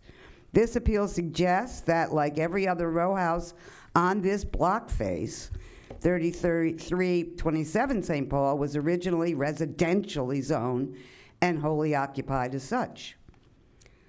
The 3325, now that's the one that got added in 2000, portion of current Tambers, more recently evidenced its residential origins. We all could see it, of construction and of use, until the zoning board's approval of Appeal 00430 to expand Tambers' non-conforming use into the first floor of that property in 2000. All right, that was one thing. These are not buildings that were originally non-residential in use. This is what the law says. The other specific about what you can do, along with the uses, is this. Neighborhood commercial waives off-street parking, quote, for uses under 2,500 square feet in gross floor area. Bottom line is, there is now, if you add the second floor, 6,907 square feet of gross building area. Now subtract 2,500 square feet in gross floor area. Oh, excuse me. They already got, all right, in their current building, from the 6,907 square feet, subtract the 2,500. Now you're over 2,500, and that leaves 4,407 square feet. Now, they may have asked for a waiver, but if I were them, I would have asked for reserved spaces in, well, there's a garage catty-cornered across the street for free parking for their, but they didn't do, they asked for a waiver. This is a waiver way above and beyond what the current code now says is the sort of free pass of 2,500 square feet. It's way beyond it. So, if such is the case, that they're just going to ask for a waiver and hope for the best, they don't have any parking space. I mean, Union Memorial supports them. Maybe they would give them some in their own garage or rent them some. But right now, the only provision is to ask for a waiver. And I object to approving this under those conditions. I have merchants calling me from the new development at 33rd, just south of St. Paul, begging that some kind of parking be provided for the people who work in those shops. Because of the parking restrictions and the residential permit parking in that immediate area, people are getting, who work there as waiters and clerks and things like that, are getting huge tickets that have to be paid, and the owners or managers are paying some of them just to keep their workers. I have not made this up. I don't have a solution, but I have gone to our Hopkins liaison to try to work something out, which she says they're going to try to work out. It's already a mess for especially the people who work at these places enough. So if it gets approved, given all of the above, you don't have parking.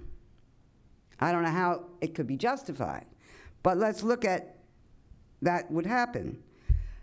I would highly recommend that the condition under which the condition were granted, although I don't think it legally can be, would be hours limited to breakfast, lunch, and dinner during peak pedestrian times as a condition of approval. It's a walk-to place. Let it be. Operations restricted to second floor management and service by Tambers personnel exclusively, not given over to separate entities as in the den era. A restriction on bar service on the second floor. I don't care what they do on the first floor. That's a daytime operation. If it goes nighttime, it's not going to turn into a den. It's not the size and the shape that is needed for a nightclub again. A restriction on bar service on the second floor with alcoholic drinks served only with regular meals, not just snacks, and in such circumstances, elimination of the second floor plans bar and bar service. My greatest fear is the return of a separate enterprise for which neither party admits to responsibility. I'm also afraid of when nobody can park.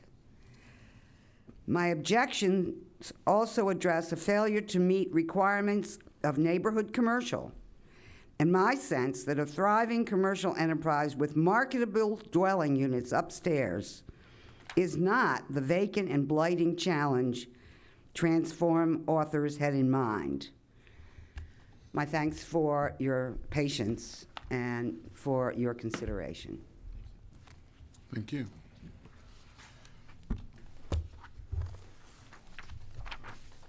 Mr. Berry. Several comments. Number one, Tambers has an agreement with Union Memorial Hospital, which has a 600-plus space garage directly across the street to allow free parking in the garage after 5 o'clock at night. So weekends also, we have that agreement that meets the councilwoman's suggestion. Yeah, I have a books.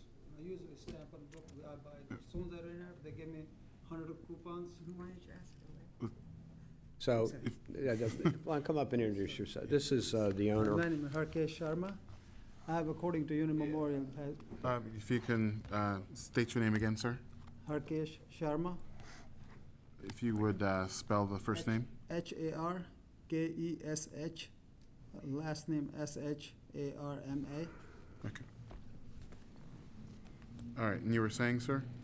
I have a contract with the Union Memorial for the past book. Like as soon as we ran out, we have 100 books coupon, so we stamp on each time. When my client goes there, so they sit down 2 hours, we stamp on, and they work. Nobody sit more than 2 hours. Okay. And do you have a copy of your agreement with Union Memorial? I have in my store, but usually we have a coupon books. That's what they have approved. Okay, and I get that aspect of it. I'm just saying, is the agreement written down somewhere? I have to look around because the last 14 years ago we had it. That's the time we did it, and after that we never did it. As soon as we ran out, we call them so they send us books. Okay, so this isn't a recent agreement. This is an agreement you've had for the last 14 years. I still use them all the time. Okay. I can get you again. All right, thank you. And Mr. Berry, as I understand it, your argument here really is premised around the neighborhood commercial use. It seems to be that that's sort of the cloth that covers all sins here. That as a neighborhood commercial establishment under the code, the use can be, the first floor use can be expanded to the second floor, and also permits a waiver, given the date of the building, et cetera, permits a waiver of the parking requirement. Is that basically it? That's correct. Okay, all right. Now, looking back through the prior zoning cases, I guess a couple of things stand out. The history is recited in a decision from 2007. There's zoning appeal number 438-07, dated June 26, 2007, and there's a history of the use contained of the properties, I guess of the use of the properties contained in that decision. And there are a couple of things that are of note. In recounting the zoning history, it says, first, this is on page 3, that from 31 to 71, So prior to 1971, the properties were located in a residential use in A2 height and area district. Just calling up the SDAT records, I see that 3327 St. Paul was constructed, according to their records, in 1928. And I'll assume that they were all built at the same time. That's correct. So in 31, there was a zoning appeal filed for 3327. Well, not an appeal, but it says that the property at 3327 had a commercial storefront on the first floor dating back to 1931. So that would be 3 years post-construction with one dwelling unit on the second floor. So do we know anything about the use between 28 and 31? Well, Mr. Tanner, you look like you want to say something. Well, 1931 was the first comprehensive zoning code that withstood challenge. There was some earlier version. And at that time, there was a police survey done where every property in the city was inspected and the use was documented. I'm familiar. So we don't have any documentation of the use prior. Well, I understand that our records may not, but the applicant might have some information that would elucidate that. That's the only reason. I just wanted to clarify where that came from in 1931. And I was familiar with that, but I didn't know if there was any other information that you've been able to. I don't have any other information. Well, but I don't know if Mr. Berry did. I understand. Okay. I don't have any information between 28 and 31. Okay. My understanding of the zoning appeal that was filed in 31 or 32 is to expand the existing commercial operation of the building, not to establish it. Okay. All right. So we have probably going back to 28, then we've got commercial storefront on the first floor with a dwelling unit on the second. Problematically, though, it says that the property at 3325 was authorized for use as a multiple family dwelling with one unit on the first floor and one dwelling on the second floor. And then continuing in the property history included in the prior case on page 4, it says that in 75, the property at 3325 remains 2 dwelling units. Again, in 76, 3325 is described as remaining as 2 dwelling units. In 1983, the property described, 3325 is described as remaining as 2 dwelling units. So it would appear from the history provided by the board in 2007 that though there's a history of commercial use at 3327 going back to its construction, it would appear that the history and use of 3325 was as a residential property. So how do we deal with that?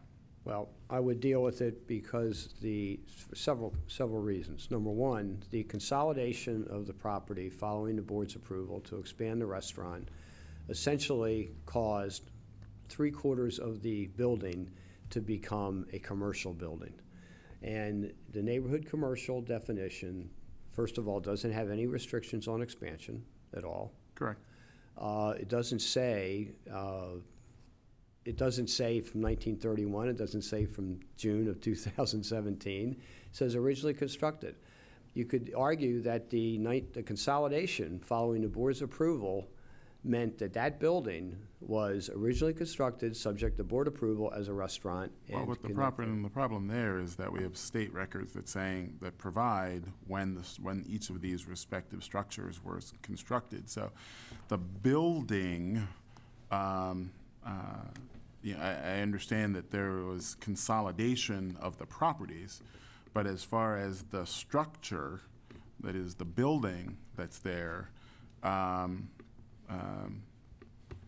we've got that issue that's there. I would ask that, first of all, the Councilwoman's testimony regarding the prior board's approvals, and whether it was 100% and legal under the old zoning code, there were various approvals granted, is irrelevant here because there's no restriction under this code. I would also say that the proposal is something that, were the board to approve it, we have no objection to including Councilwoman Clark's conditions in the board's approval. In fact, that was our application. We wanted the restaurant, which has overwhelming neighborhood support.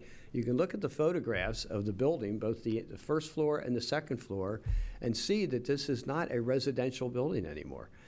And it meets the definition, I think, the intent of neighborhood commercial, which frankly the planning department came up with under the new zoning code. They're supporting this. This is a vendetta against a previous third party that operated in this building, and the councilwoman has been concerned about that. You know, sort of the contentiousness that may have been in the past. I mean, the position that the board is in is that, you know, as you know, the new code was enacted just as of a few months ago. So the board is in the position of having to not just evaluate the statute with respect to this individual case, but we have to do it with an eye towards sort of how do we manage this overall. And so I imagine that the situation where we have properties that may have been consolidated in the past, but yet we have structures that might have been constructed at various different times and had different uses, et cetera, in them as of those times, sort of presents certain challenges beyond, that the board has to consider beyond just this one case. Mr. Tiso, any input you'd like to provide? Generally speaking, our intent in creating a neighborhood commercial establishment category of use was intended to address a pattern of difficulty that we saw under our old zoning code, where when there were non-conforming uses, especially as structures were changed, the typical example that we had in our mind was not, this example was your typical end of row home, corner store type thing. I was going to mention Typically, windows were sealed off. There was a diagonal corner, and it was difficult to repurpose those for residential use as per its zoning. In that code, as you know, it had to return to the board every time the use had to change. So our intent was to recognize that difficulty in conversion back to residential by creating this category.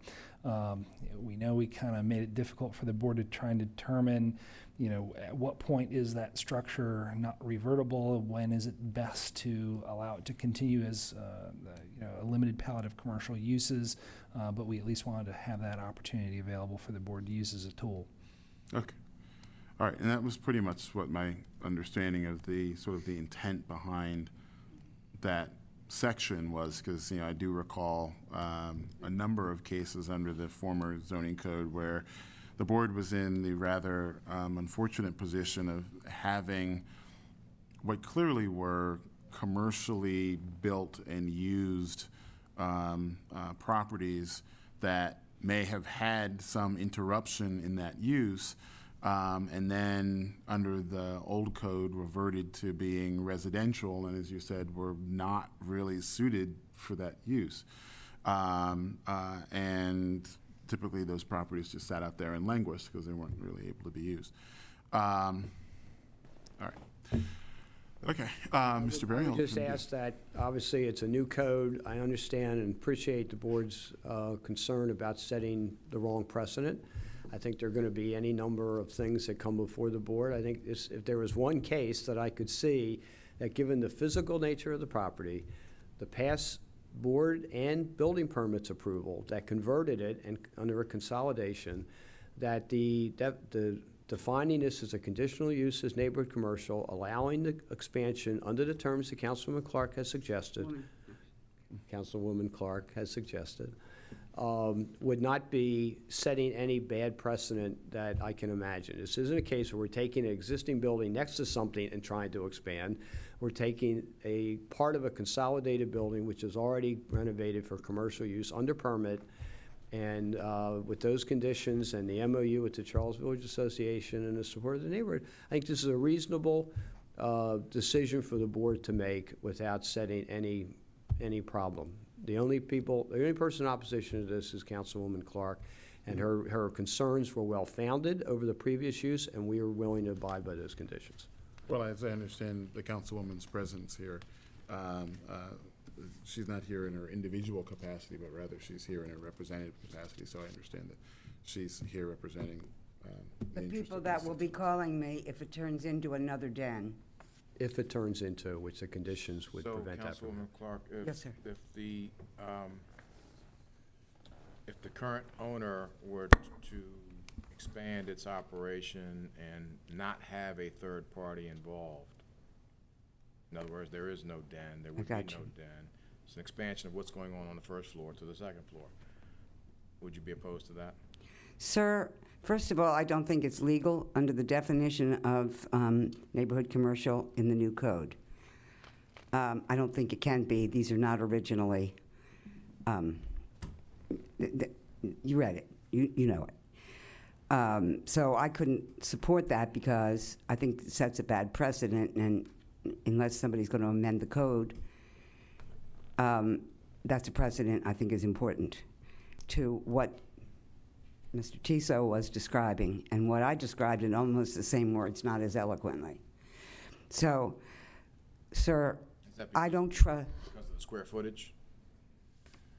No. This is not a blighted property that's been languishing because of non-conforming uses ran out, and there was no way to resurrect them to let part of the building that looks like a store be a store again. That's gone. So non-conforming uses like that are gone, and this is supposed to replace it for that kind of situation. This is far from a blight. This is far from a structure that needs resuscitation and is difficult because it looks commercial. And I would like to, I don't usually do this, but I would like to come back and talk about why I'm not on a vendetta. I'm on, like, you know, get me once, don't come and try to get me again. I am worried that as time goes by and people stop paying attention, that this will morph into another kind of turnkey operation. And my experience with it the last time was neither the Tambers owners who owned the license and the building, nor the guys they brought in to run the den had to take responsibility because it was like this. So that's what I fear, another morphing into, gee whiz, we're not doing as well. Let's see what we can do to get things going. But you can't imagine any number of conditions that could be applied? Well, I named some conditions, but I came in opposition, in all due respect, to the conditional use. I don't think it's legal under the new code. And I think that there's something more than a book that you stamp that should have been brought to this board about the parking, but it wasn't. And that's like asking for a waiver. What does that even mean? So, gentlemen, yeah. To be honest with you, I wouldn't oppose, I couldn't come around under the current circumstances to be a supporter. It would make me feel better that it would take longer before things morphed. If the booze came out of the second floor, except with meals, and that nobody could change that, but who's going to keep watch? Who's going to go inspect? It's always been your honorable board, actually, which has been our resort about this situation in this building.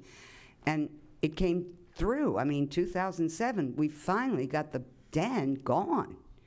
Now, yeah, it's ancient history. That's how I like it. But isn't that the situation with anything that we approve? In terms of somebody needing to come behind and what's the term I'm looking for? Well, yeah, but somebody come behind who has the authority and takes the responsibility. No, I'm not even supposed to be talking at this stage of the game.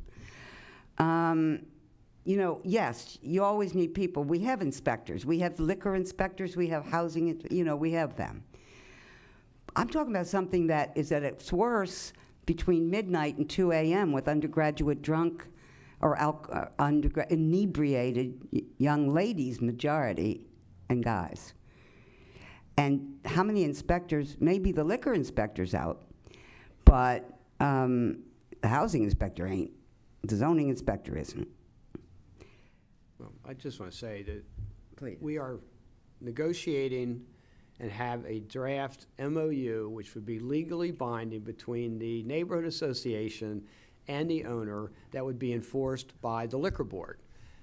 We can certainly make that available if you wanted to have it subject to zoning, to have it a separate part of the enforcement. These are not unreasonable conditions that she's asked for. Well, I'm not. And we really were working in good faith with the neighborhood association to have an enforceable agreement to meet them, and still would.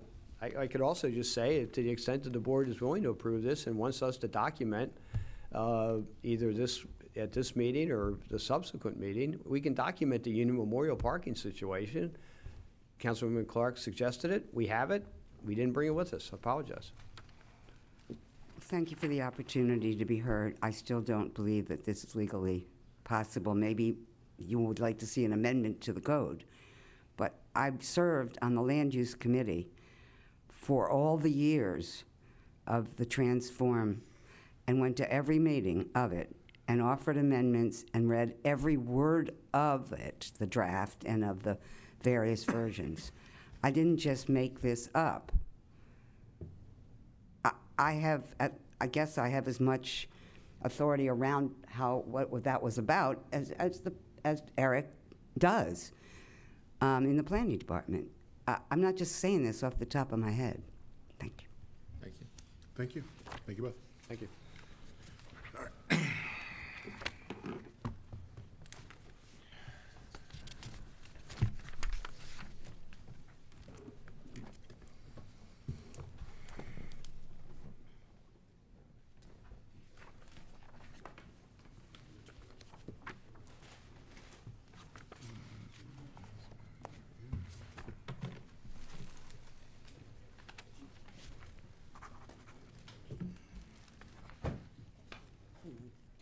Need this, do you? Yeah. Oh. Would you like the menu back? Yeah. You guys may want to take a look at it. That one I have memorized. All right, calling 2017-408, 3501 Fayette Avenue and 3503 through 3505 Fayette Avenue, all Nate Prettle. Good afternoon. Afternoon, Mr. Prettle. I guess you lost the coin toss? I was just going to say, I'll leave it up to the board members to decide who won or lost the coin toss for Chambers. All right, and Mr. Prettle, we have this as an application to consolidate lots 3501 and 3503 through 3505 Fayette Avenue and consolidate to use as 5 dwelling units. Is that correct? That is correct. And if all the, I believe you've been sworn already? Is I that have. correct? I have All right. the property owner. And sir, if you would raise your right hand to be sworn. Swear or affirm the testimony that you're about to give in this hearing will be the truth, the whole truth, and nothing but the truth. Yes, I will. All right, and do we have staff reports? I have nothing. Chisu? Yes, from the Department of Planning, in looking at these interesting properties, under the previous zoning code, they were separately zoned OR2 and B22. And in our comprehensive rezoning, I'm not sure we fixed things any. One side is R8 residential and the other is C1. These are relatively smaller, but looking at the front of them, they're kind of architecturally appear as one structure. So we point out a couple of things. In the R8 residential zone, conversions are only approvable through an ordinance of the mayor and city council on the one hand, and on the other, where a property, in this case proposed to be consolidated, is divided by a zoning district line, the commercial side can allow multifamily dwellings and can total the lot area yield off of the two and distribute it equally throughout the property. So just as a foundational question, it'll be up to the board to determine, is this a consolidation or is this a multifamily building from the C1 side and the density is distributed evenly throughout. The property, we note, is in a historic district and so could be eligible for historic tax credits if they wish to make application for that. And so in summary, we have no objection to the application, only if the board finds that approval of the appeal would not constitute a residential conversion and subject to any improvements to the building facades being treated as one architecturally coordinated structure. Well, in the spirit of today being the opening day of the first game of the World Series, I'd like to thank you both for the ground balls that you're giving us in these two cases. Mr. Prettle. Sure. Good afternoon. Nate Prettle, AB Associates. I'm here with Matthew Curvin, who is one of 3 owners of this property, along with his 2 brothers. And we're here. This application is an attempt to clean up what is, on its face, a relatively messy situation. I think by my testimony, it will hopefully make things a little bit clearer for the board members. We initially made an application to the board about 1.5 years ago prior to Transform Baltimore. It was probably the day before the hearing for this exact same use. And I'll mention that Mr. Curvin bought the property in 2004 as a 5-unit building. It's operated since 2004 as a 5-unit building. I'll get into the background in a little bit, but it's our belief that there was an addition put onto the property in the late 60s, and this is from aerial photos, and that's when it changed from a commercial use as a dentist office, which is a commercial building initially constructed as a dentist office, changed to residential. There was no record of any residential. This was likely predated, at least from our records, the 1971 code. However, so at the time of our last hearing, we have a letter of no objection from the planning department in the file prior to the original zoning appeal. However, there were some issues that came up primarily related to a portion of the property built in the city alley that led us to postpone it, along with some aspects of Transform Baltimore. And all of that has been worked out with the zoning board staff, which leads us up to today. I guess I'll have to touch on the portion of the property that was built in the alley that some of your staff brought up to us. We've since provided some documents that show Mr. Curvin and his brothers have taken called quiet title and are legal owners of that portion of the property. And Matt, would you like to just briefly talk about that? Yeah, so it came to our attention in approximately 2013 or 14 when we got an opinion of value on the property that a real estate agent pointed out that there was some You would step forward, sir, to the microphone. And could you also state your full name again? Matthew Curvin, HK and Associates. I'm the operating. Spell that last name? Curvin, K-I-R-V-A-N. It came to our attention in approximately 2013 or 14 that the rear addition exceeded the property boundary by a few feet. We didn't notice this at closing, which was actually, to correct the record, was in 2005, if my memory serves me correctly. So we employed a lawyer to correct that. We actually traced that back to the way the land was divided up back in the 40s. But in any case, we discovered that issue and we went through the extensive legal avenues to correct that and claim quiet title on a small section of the back alley, which we had no objection. So you filed an action in circuit court to quiet title? Yes. Okay, and then you got a judgment from the judge? Correct. Okay. All those documents are in your file as well. And, so it was at this time when Mr. Curvin and his brothers sought a valuation of the property that not only did the quiet title issue come up, but also the fact that they didn't have any occupancy permit for the 5 units, they didn't have any occupancy permit at all. So it was about that time that they sought to remedy and bring into compliance both those issues. And that's what brings us to before the board today. You know, there's no work proposed based on this zoning appeal other than that we will apply for an occupancy permit for what has been a long time existing use. The properties will also be consolidated. As a practical matter, the buildings are consolidated if you were to go through them, but not legally. I mean, it functions essentially as one building. There's openings between all of the what should be property boundaries, and so it functions as one building. And we're here in a good faith effort to legalize and bring into compliance what has been a long time use of this property. We've worked with the Kenton Community Association over the past year and a half. They have a letter of support. It should be in your file. It was actually for the original appeal. In talking with them over the past couple of weeks, they did not ask us to come back for this appeal. Nothing's changed, so they felt that their original letter would still suffice for this hearing. And again, we're here in a good faith effort to clean up an existing use, make it legal. Planning does have a recommendation of no objection. I'll mention in regards to the ordinance, the residential conversion provision is meant to apply and reads as only to single-family constructed dwellings. This has never been neither of them have been a single-family dwelling. It was clearly a commercial building. It was a dentist office. And so we believe, and I believe the zoning administrator and others in the housing department do not believe as well that this should go to the city council. And this is when I initially brought this to the zoning administrator, he recommended going to the zoning board, not the city council. So. And actually at the time it was not residentially zoned. We have, 4 different zoning districts over the past 8 months for this one 5-unit property. So.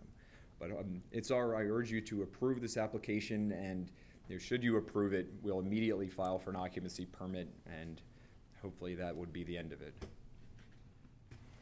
All right. Any questions? Right. Thank you. Thank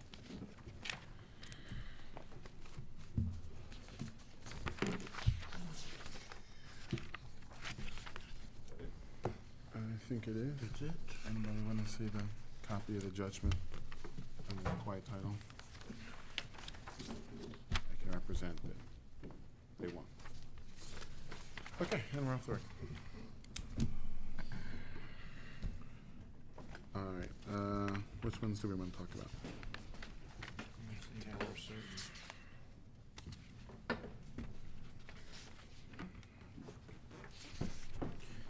Go with the law or common sense?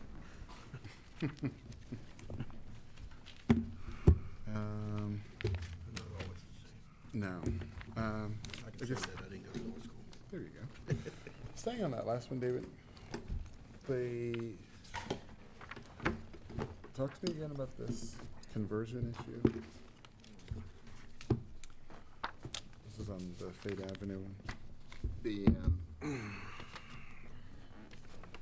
conversions under the new code are, if you want to go from a single family to multiple family, in certain districts, you need an ordinance. And the best I could track down record-wise. I thought that there was like a history of commercial use at both of these. These are 2 lots. One of the lots had a permit for 1 dwelling unit and a doctor's office. The other lot had a permit for 2 dwelling units and doctor's office. So the total would be 3 dwelling units and 2 doctor's offices. Yeah. And I think the offices, when the doctors left, were evolved into dwelling units. That's how we got 5. Yeah. But I mean, neither of them were used as just a single family dwelling. No, there's no record that it was ever just a single family.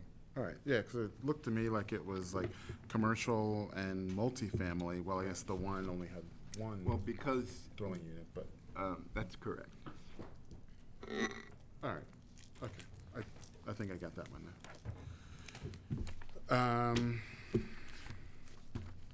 All right, and I guess the other one is St. Paul. which I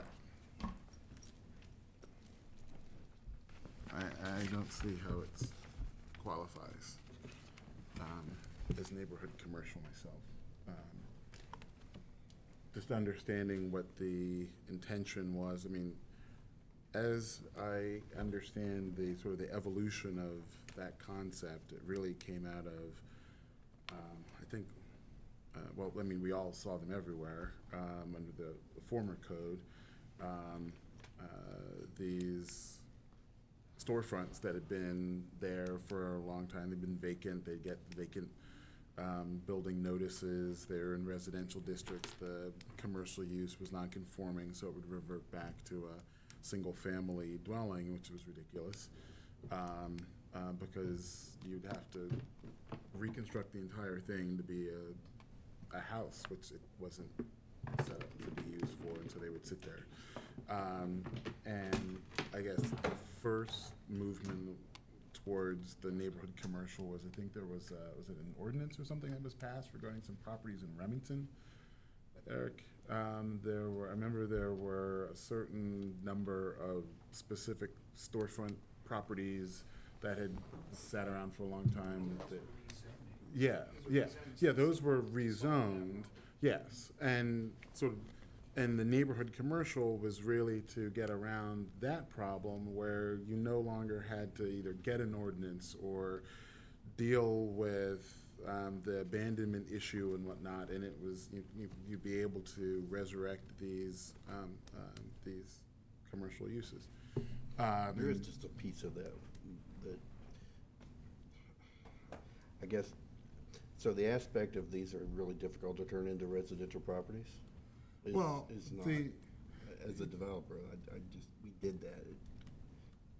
Sure, but I don't think that's even germane, but it's just a point to be made. That may, and that certainly may be true in certain circumstances. The idea, I think, really more so what it was it's a decision really revolving around investment. And so when you've got someone who's looking to invest in having a store use, and typically these were in areas where people weren't looking to invest in single-family conversions. And so the investment necessary to make it that residential use, they weren't really willing to make, and because the property sat vacant for so long, you can infer that many people weren't willing to make that investment. But yeah, I think that you're correct that that was not necessarily true as far as it being an obstacle to development. It's really just sort of like a choice between. It's just really it's an investment choice. But the point is that I think that the intention was really focused around these classic non-conforming uses where you had I think we had that one on Pratt Street the last time. The diagonal front. Yeah, with the diagonal front and all that kind of stuff. And you had the architect come in and talk about all the kinds of things that made it obvious to him as an architect that this was built as a commercial structure. And that being the intention behind the statute, looking at the wording, I think that what it talks about is a building that was constructed and originally used, constructed and used originally as a commercial property. And this board said that that wasn't true with respect to with respect to one of these consolidated properties. Now, the property lines were consolidated, but as far as the construction of the building, what remedy do they have in light of the remedy that you have? The remedy that you have, I mean, is that you have a commercial use on the first floor and you have a residential use that's on the No, I mean any former row house that's been converted to a business, to commercial use. Because there's a number of them. Sure. And most of them are restaurants. And I think that it only comes into play. A lot of them. Sure. I think it really only comes into play when you're talking about expanding the use, really. I mean, those uses are all allowed to continue. And so there's really you only come into a difficulty when you're talking about expanding the use beyond what was there. I mean, I kind of think about, there's right on my corner, there's, it used to be one of my neighbors, his dad used to operate a paint store there, and then he owned it, and he was a painter, and he operated his painting operation out of there. If they, bought the property next door and consolidated it and constructed an Ace Hardware store there with no parking, that would probably be a shock to most people, that sort of use would be permissible. I think that that's really going beyond what the intention is of this statute. The statute goes to... Does the statute prevent a single unit scenario from expanding to upstairs? I think that when you're talking about, and the issue that you have with this property is that it's consolidated, the property's been consolidated to encompass buildings that were not originally constructed and used as commercial.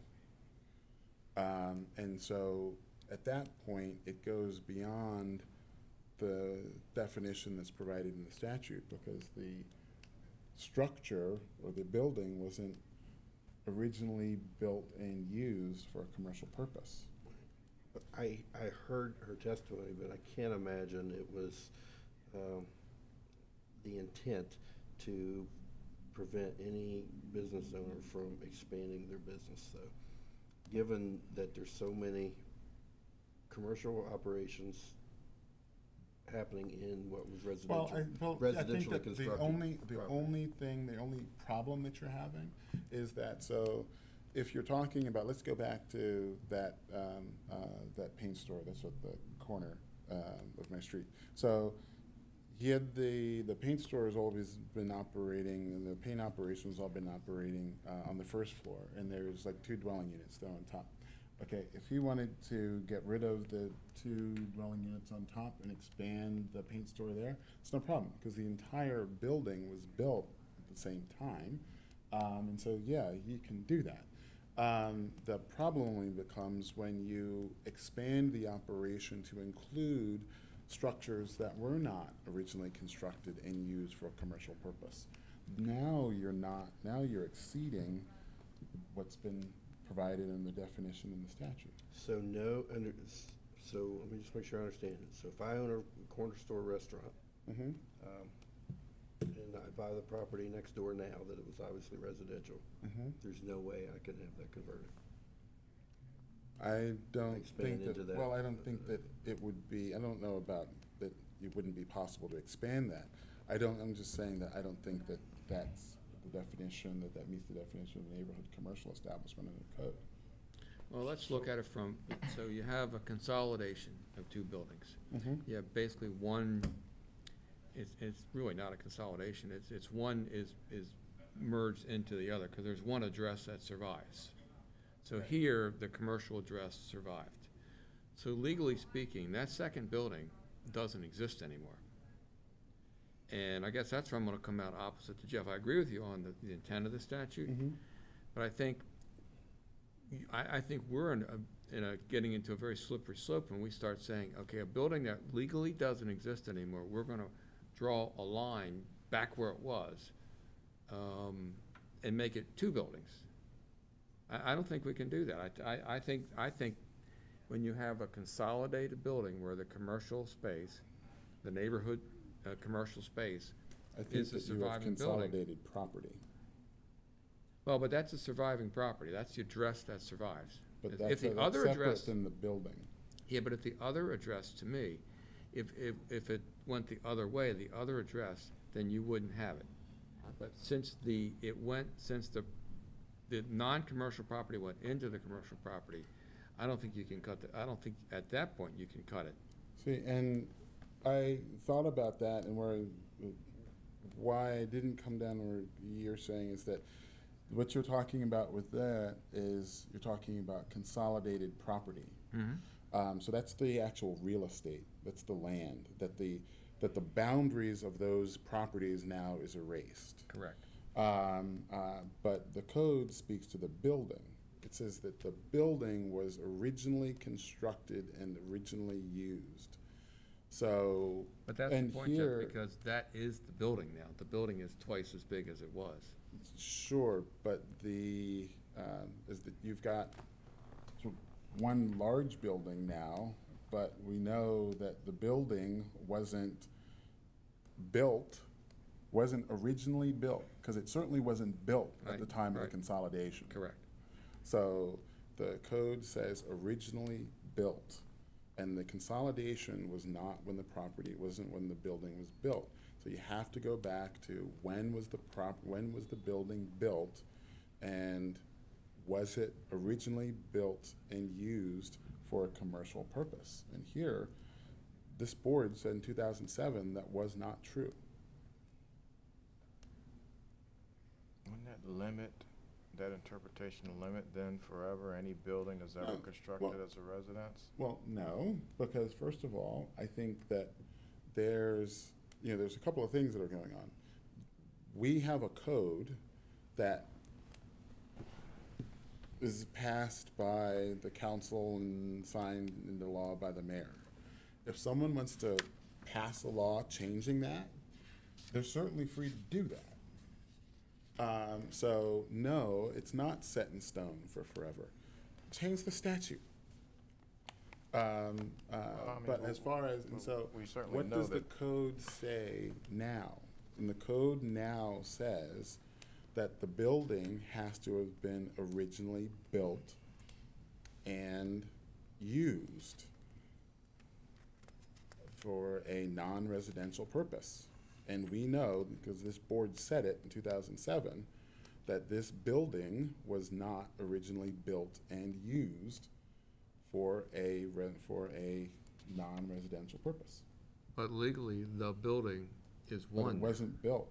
It Okay. wasn't built I hear you. at the time of the consolidation. So, yeah, I mean, it's seductive to sort of say, well, couldn't we kind of, paper it over here and there with, couldn't we answer the councilwoman's concerns with some conditions that might sort of take away the bad things that she's worried about? I mean, I frankly don't even have that in my head. I'm really more focused on, how do we take what's put out in the code and apply it here? And I think that based upon what's just set out in the code, that that the code says to be a neighborhood commercial establishment, the building has to have been originally constructed and originally used for a non-residential purpose. And this board doesn't have the ability to change by interpretation the words of the statute. The words of the statute are the words of the statute. And if the council and the mayor want to change that, they certainly can. But it's not up to this board to, sort of be on a case-by-case basis, sort of say, well, we like this, we like that, whatever, and sort of, lessen whatever effects that we might see, because that's not really fair across the board. We're just basically deciding something on a case-by-case basis, which isn't supposed to be the case with a code. You're supposed to apply it uniformly. Well, but practically speaking, haven't we done that with, practical difficulty and in all the other elements of different code sections? It's been subject to our interpretation as to what those words of the code mean. Sure, but I think that that's also backed by, a lot of those concepts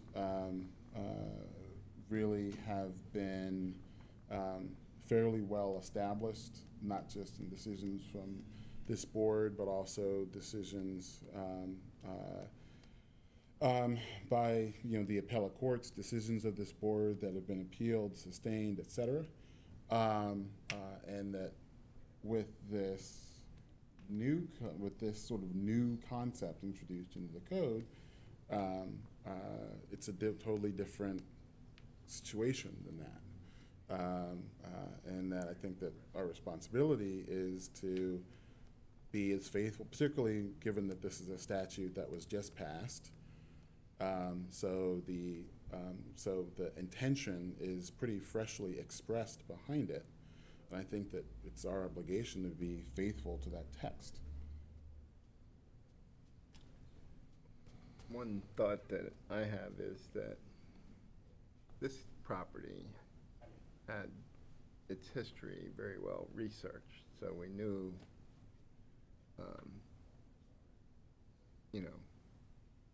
we know the history of it, going back to its original construction in 1928. Many of the properties in the city won't have that kind of history. We'll see that there's a non-conforming use, but we won't know if that's how it was originally constructed. And I can see where that could create some issues for other properties in the city in the future.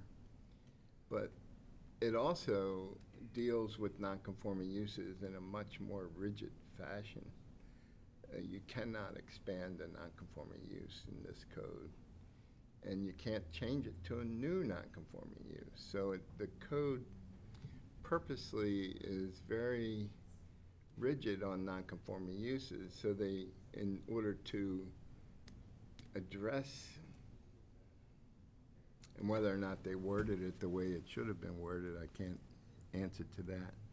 But whether or not we can address long-standing vacant commercial uses from ever going back to a commercial use is, without this provision of the code, it's impossible.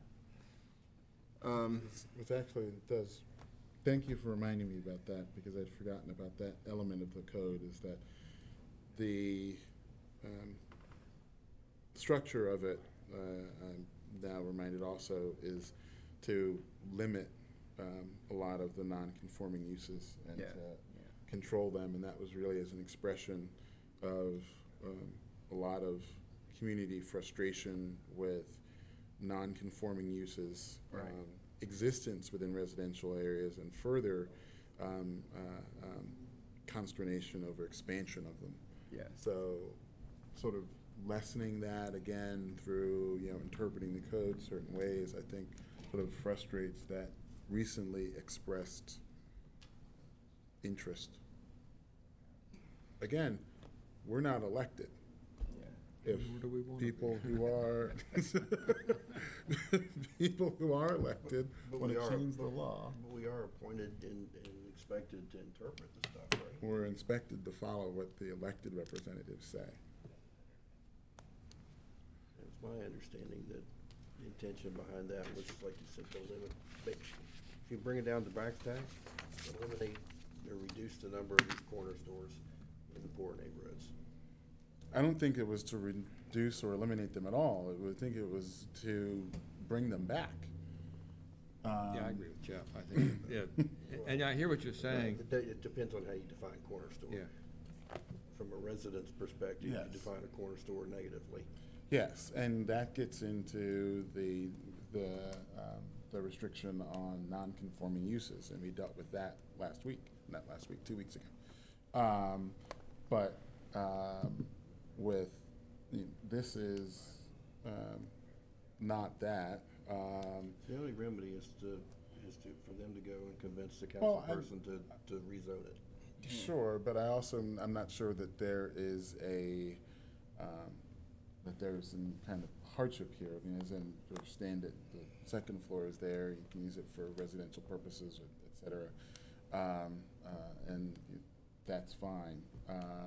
If the property owner can do whatever they want with the property. The business has been there for a number of years. It seems to be thriving. I don't think that it's in danger of going away.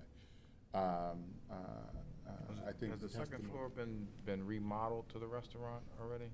I have no idea. But testimony to that? I think that what the picture that they I think that what the desire was that was testified to was to try to seize upon the increased retail and residential activity and, by enlarging the restaurant space to capture that. But I didn't get the sense from the testimony that there was some sort of imminent danger to the viability of the existing establishment. But I also think that that's not really an issue that's for us. It's just a simple matter of how do we address it and how do we apply the code.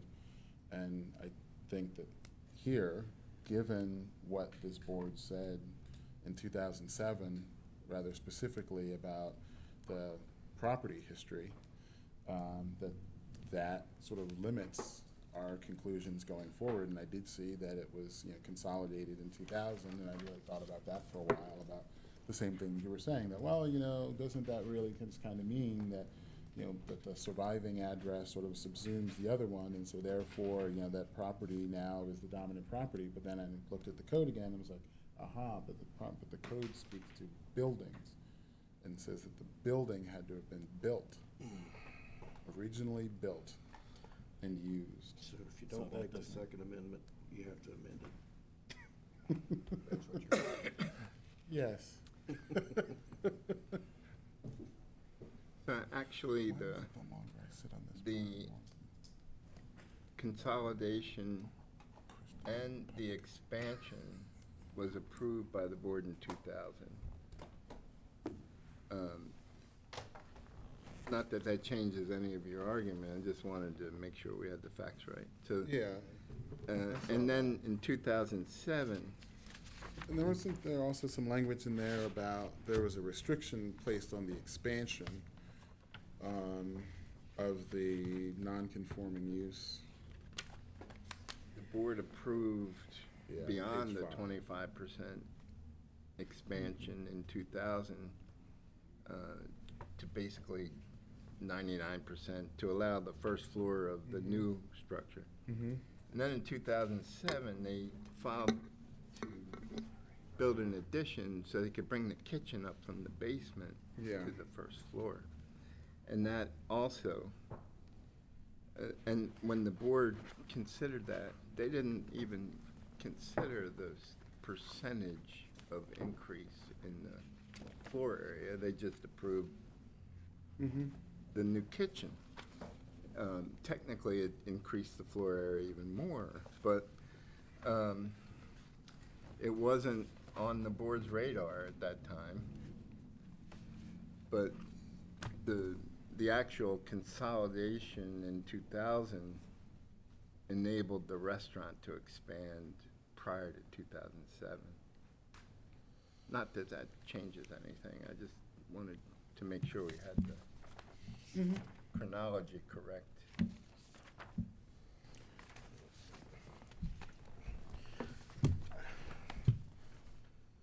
don't have anything else.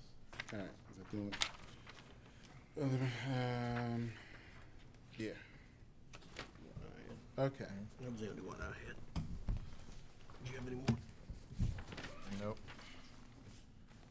All right. 2000, ready, Derek? All right. 2016-401, 1401 Bloomfield Avenue. I'm a yes with the hours as amended to 9 to 1 a.m. and with the conditions stated by the planning department. Yes. Agreed. 2017-266, 5200 Gwinoak Avenue was postponed. 2017-277, 2030 West Cold Spring Lane was by consent with planning department conditions. 2017-290, 1506 West 36th Street. I am a yes. And can we get something in there about the that alcohol is for on-premises consumption only? Yes. Yes, with that condition. Yeah, agreed. Yes. 2017-298, 5715 Hillen Road was postponed. 2017-300, 536 Wellesley Street was by consent with planning department conditions. 2017-328, 6727 Reisterstown Road was postponed.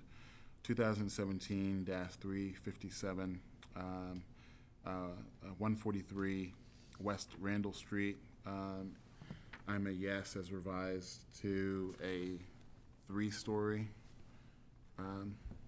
addition. Yes. Yes. 2017-376, 1222 North Caroline Street, I'm a no. 2017-377, 3327 St. Paul Street, I'm a no. I'm a yes, subject to review of the MOU. I'm a yes, subject to the MOU, subject to no third-party involvement in operations.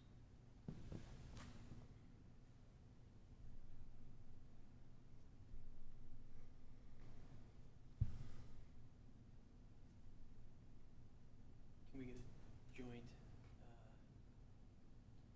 condition, or we're gonna do? Well, he needs to vote. Well, let's- Sure.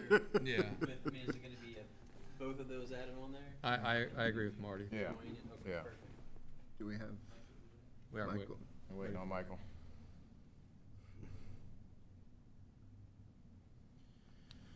Huh. Yeah, I'm torn. I understand the letter of the law. I just think it doesn't, the intention wasn't to apply in this situation. But unfortunately, I have to say no. 2017-379, 7018 Fieldcrest Road was by consent.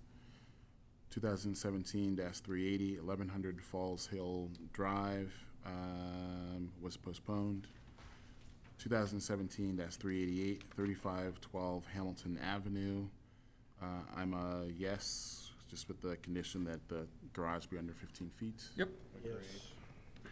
2017-390, 1607 Webster Street. Actually, we'll call that one again. 2017-390, 1607 Webster Street, Jason Seeley. All right, no show. Guess we can find out what was the issue there. 2017-391, 6320 Reisterstown Road. I'm a yes. Yes. Yes. Oh, I think he said that he would be fine with removing that structure, so just with the condition that he removed the structure. And then I think also, didn't you have a condition about him Site going plan through review. site plan review Yeah. and whatnot? Oh, we'll get him that permit, if not, I mean, that's hardwired in the code, but. Okay. We normally want to get to them before they spend money on the plan, Yeah, but yeah. it's already been paid, so Yeah. we'll deal with that. Okay, all right. 2017-392 through 2017-299. Those were all by consent with planning department conditions. 2017-400, 2012 Orleans Street was by consent. 2017-401, 2200 Huntington Avenue was postponed. 2017-405, 1437 Loman Street was by consent. 2017-401, 3501 Fate Avenue, and 3503 through 3505 Fate Avenue. I'm a yes. Yes. Great. Okay.